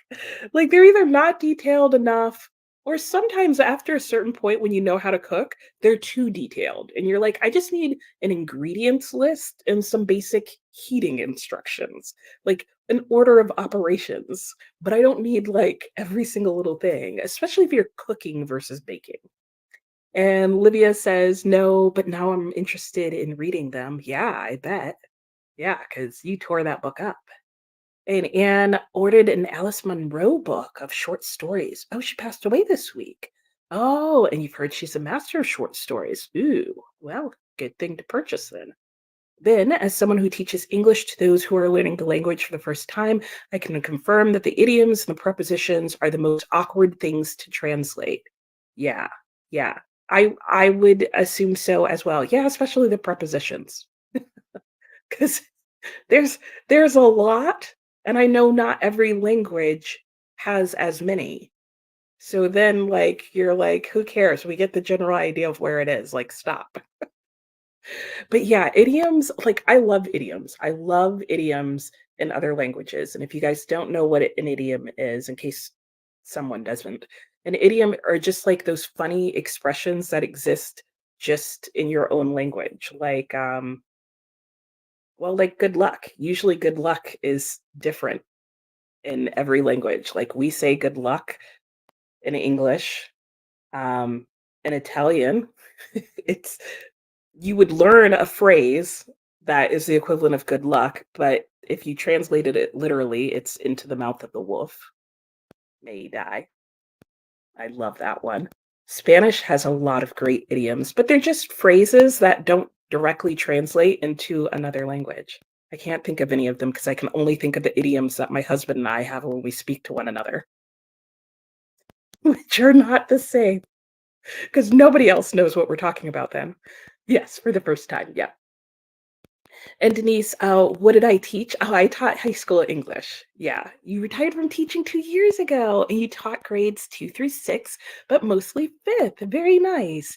Yeah. I taught high school to junior high. So anywhere from like seventh grade all the way up to 12th grade. But I haven't taught in a very, very long time. And Rachel said, got through the read through of what you've written so far in your work in progress. Nice. And was like, wait, where's the rest? only to remember the next scenes are only in my head, not actually written down yet. Well, that could happen, but at least they're concrete in your head. And Ben says to Katrina, I'm currently in the middle of 4. That's not too bad. That's not too bad. And Ben, just in case, yes, there you go, is an idiom that often comes out odd when translated. Oh, yeah. Because how would you, yeah, depending on the language, like, what are you even going to say for that? Like, like you'd have to be, because you can't even be like, on the off chance. Wow. Yeah. Yeah, there's no good way to translate that one. It would be awkward. It would be like a long sentence. And Ricardo, I'm curious, guys, if you could only recommend one book to others for the rest of your life, which one would it be? Oh no, that's an easy question for me. It would be David Copperfield. Yeah, I would recommend that book if that was the only book that I could recommend for the rest of my life. Currently, that's what it would be. Rachel said concrete is a strong word. Okay, fair enough. And yay, Kiana. Yeah, exactly. And Ricardo, I feel like a good chunk of English idioms have a very faithful Spanish translation. Yes, they do. They do. But then there are Spanish idioms that I can never translate to make sense. I would agree with that as well. Yes, my husband is Puerto Rican, so he speaks Spanish. And there are some things where, like, I've tried to learn in Spanish and I've looked up like a book of Spanish idioms and I'm like, that's never coming into English in a way that's not gonna come. Because then, like, Puerto Ricans have their own idioms, and there's none that are coming over into English in an easy, simple way. And Anne said there are so many. Well, what would you do, Ricardo? What would you recommend? And Heather, interesting, I was listening to an audiobook where she was a translator and was always trying to come up with how to translate "sweep you off your feet." It was her favorite one. So you mean she was just, like, throwing that in as often as she could? That's funny. That's so funny. And Denise, now I have to add David Copperfield to my TBR. Yes, yes, you all do. I absolutely love it. I know some people, it's not their favorite Charles Dickens or they just don't like it at all. I actually had to start it twice, and on the second time, it was gold. Like, that book made me laugh, it made me cry, it made me laugh and cry at the same time. It was everything, everything. And, Kiara says, "Thanks to Christina." And Ben says, "Some idioms are actually quite hilarious when you translate them literally." I would almost argue that almost all idioms are hilarious when you translate them literally. I remember my Italian teacher, when she first heard that if people are in a play, you don't say good luck to them in English, you say break a leg. And she was like, "What's wrong with you guys?"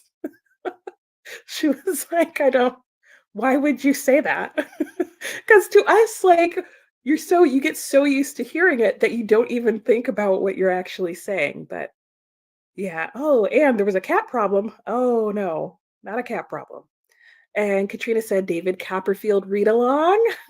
Oh, I do want to reread David Copperfield, but I weirdly packed mine, and so I don't have a single copy available. Is David Copperfield a good book to start Charles Dickens with? You know what? Some people actually say it is because a lot of his books do multiple perspectives, and a lot of people don't like books with multiple POVs. And when I say multiple perspectives, like, he has a lot of characters and a lot of perspectives. And you do get different families in David Copperfield, but the entire book is told from a first person point of view. So some people say that it's actually a good book of his to start with. It is a longer book. Other people would say Oliver, no, not Oliver Twist. What's the other book that he has that's first person? Oliver Twist is closer to first person, but you also get multiple perspectives, but it's a shorter book. Um, Great Expectations, that's what I was trying to think of. Great Expectations is his other first person narrative, but I don't think it has anything on David Copperfield. David Copperfield, like, once you're into this, the story, like, just live his life and go on the journey with him, and, oh, it is so good. The people he meets, like, the characters are so good, and just keep in mind, like, do not try and read Charles Dickens like every single word he's saying is like serious and that this is some deep, meaningful thing. Like, enjoy it, have fun, and if something makes you laugh, you are probably supposed to laugh. Like I said, I laughed during the book and I laughed and cried during the book and I cried during the book. And yeah, yeah, start with David Copperfield. And Heather says, just bought a vintage copy of David. Ooh, nice. Ooh, jealous. As the prophecy foretold. Yeah, how are you going to translate that one? And Keisha said, I have David Copperfield, but I've been too intimidated to start it. No, start it. Start it, start it, start it. If it starts slow for you, do audiobook at the beginning. But like just get into it and take your time with it. Just yeah, that's still the only book I'm gonna recommend for the rest of my life until something better comes along. What cometh may to the grave. Yes, you've got all the good ones, Rachel. I'm moving in mid-June. So, well, I'm getting packed in mid-June. And then I'm moving to an undisclosed nearby location. And then we're moving out of the area in July. Wrapped around your finger, fingers crossed. These are all very good idioms. I'd hate to be a translator trying to figure this out. Ricardo has so many. Oh, obviously Marina, true. But you'd recommend Kafka's Metamorphosis if you could pick just one. I have not read that in forever, so that's good to know.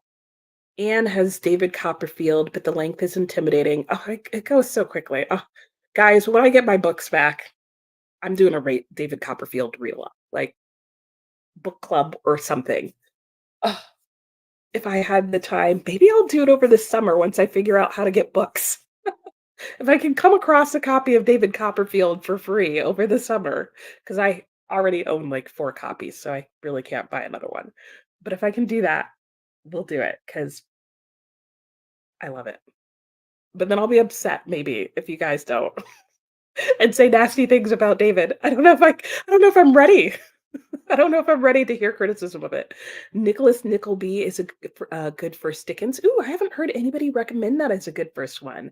So it's not overly chunky in the least. Yeah, yeah, like all his other short books. And Ricardo says in Spain we could say mucha mierda, which as a translation to break. Oh, I don't know. Yeah, see that translates just about as well as break a leg, where people are like, "What?" In all seriousness, you like the movie with Charlie Hunnam, Jamie Bell, and Christopher Plummer. Ah, I'll have to look that one up. Good to know. Ah, yes. Order David Copperfield. Everyone, order David Copperfield. This is like my Jedi mind trick. Ricardo likes multiple points of view, but 5 at max, and you can't keep up with more than that. Yeah, and that's sometimes what people don't like about Charles Dickens, is he will bounce you around to different characters and different points of views, and there's a lot of characters, and Ben's laughing at Rachel. Yes, nice. And, Katrina, I started Copperfield last year, but I was also reading Don Quixote. Oh, yeah, that's a lot going on at the same time. Yeah, just restart David and go again. But you know why they say break a leg, right? It's because they want you. My gosh, Rachel, because they want you in the cast. Oh, that's horrible. Hey, Keisha, but if you had to choose David Copperfield or Count of Monte Cristo, David Copperfield. You see how fast that was? I I read Count of Monte Cristo first, and that was up there, and David Copperfield knocked it down. You can only do 1 book at a time, but David Copperfield. Rachel. You gotta read Don Quixote because every foreigner reads it, and in Spain, we don't read it enough. Yeah, so then every person's like, "Oh, is this like in Don Quixote?" And you're like, "Sure, yeah, it's great, Ricardo. Read it, read it." Just bought the Metamorphosis recently. Nice. Oh, you read Demon Copperhead. Yes, I have that. I picked it up. I don't know if I'm ready for it. I was super hyped about it, Anne, and now I've tried picking it up twice, and I just love David Copperfield too much that I don't even know that I want to hear what somebody else has to say as a different interpretation. So I don't know. Do a Dickens Diary of Sprints for wintertime. Different Dickens up to Christmas with Christmas Carol. That could be fun for sure. Yes. But then I feel like Books and Things, Katie at Books and Things, she's already doing a Dickens read along. So I wouldn't want to do one that like super conflicted with hers. In fact, I'm trying to think if she's already read David Copperfield. Because if not, I might just do it during the month that she's reading it. I'll have to look that up and we'll figure that out. Uh, Ben was joking about Nicholas Nickleby being, oh, okay. I was going to say, I was like, I've never heard anybody suggest that as a first one, but the movie is fantastic. Okay. The book is very overwhelming with how many characters there are to keep track of and how many different plot lines. That's what I was thinking, Ben. I was like, it's a long book. It's, and all his long books are super charactery and super plotliney and like multiples of everything. So yeah, exactly. And then over 800 pages. But I was like, I haven't read Nicholas Nickleby yet. So I was like, maybe I'm sleeping on that one. I mean, I own it. I plan on reading it. But I was like, I wouldn't have thought to suggest it as first. Wow, pulling everybody's leg. Rachel, that's horrible when somebody says, I hope you're hungry before serving a questionable meal. Oh, that's true. That's true. And Ben loves Dickens and all, but that was the first and so far only novel of his that you DNF'd. Yeah, I could see that. Great Expectations might be your favorite. Oh, interesting. And oh, speaking of which, Ben, have you read Havisham? Let me know. Just curious. And Katrina said, I did enjoy Don Quixote. It's a beast, though. True. And there's a reason that the most well known scene, the windmills, is right at the beginning. Yeah, that's true. I never thought about that. Yeah, that's as far as everybody makes it. And they go, okay, I get the idea. You gave Demon Copperhead 2 stars. Ooh, yeah, I know some people weren't fans. And I'm not a big fan of literary fiction, so I'm worried. And pulling your leg is another idiom. Yep.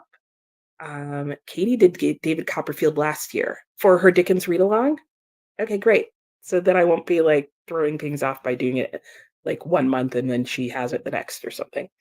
Ricardo, literally, it's just a usual high school assignment read, and we try to stay away from it when we grow up. Yeah, yeah, basically. Everybody has those. It's Moby Dick here. Rachel, I asked my bestie how I look today, and she responded with your eyes. Oh, at least your besties like you, Rachel. Yeah, I can see why you guys are best friends. And thank my lucky stars. Tickle in the throat. Literary fiction is your favorite. And you still didn't like it. See, interesting. All right, I've got to put our conversation on hold here because I've got to go and make tacos. But that was the last comment that I can see anyway. So let's see. Oh, and now that I'm thinking about it, guys, I just realized this is going to be our last sprint. Oh. It's already 8 o'clock. Where did the time go? Sadness has touched my heart. Okay. Wow, I'm having a really late dinner. I think that's why I'm so confused. All right, let me go and start this share screen again. So this will be our last sprint because I am going to try and get off around 9 because I'm sure we're going to get back on and chat some more. But let's get into the last sprint. I'll make it an hour. I'll see you at the end.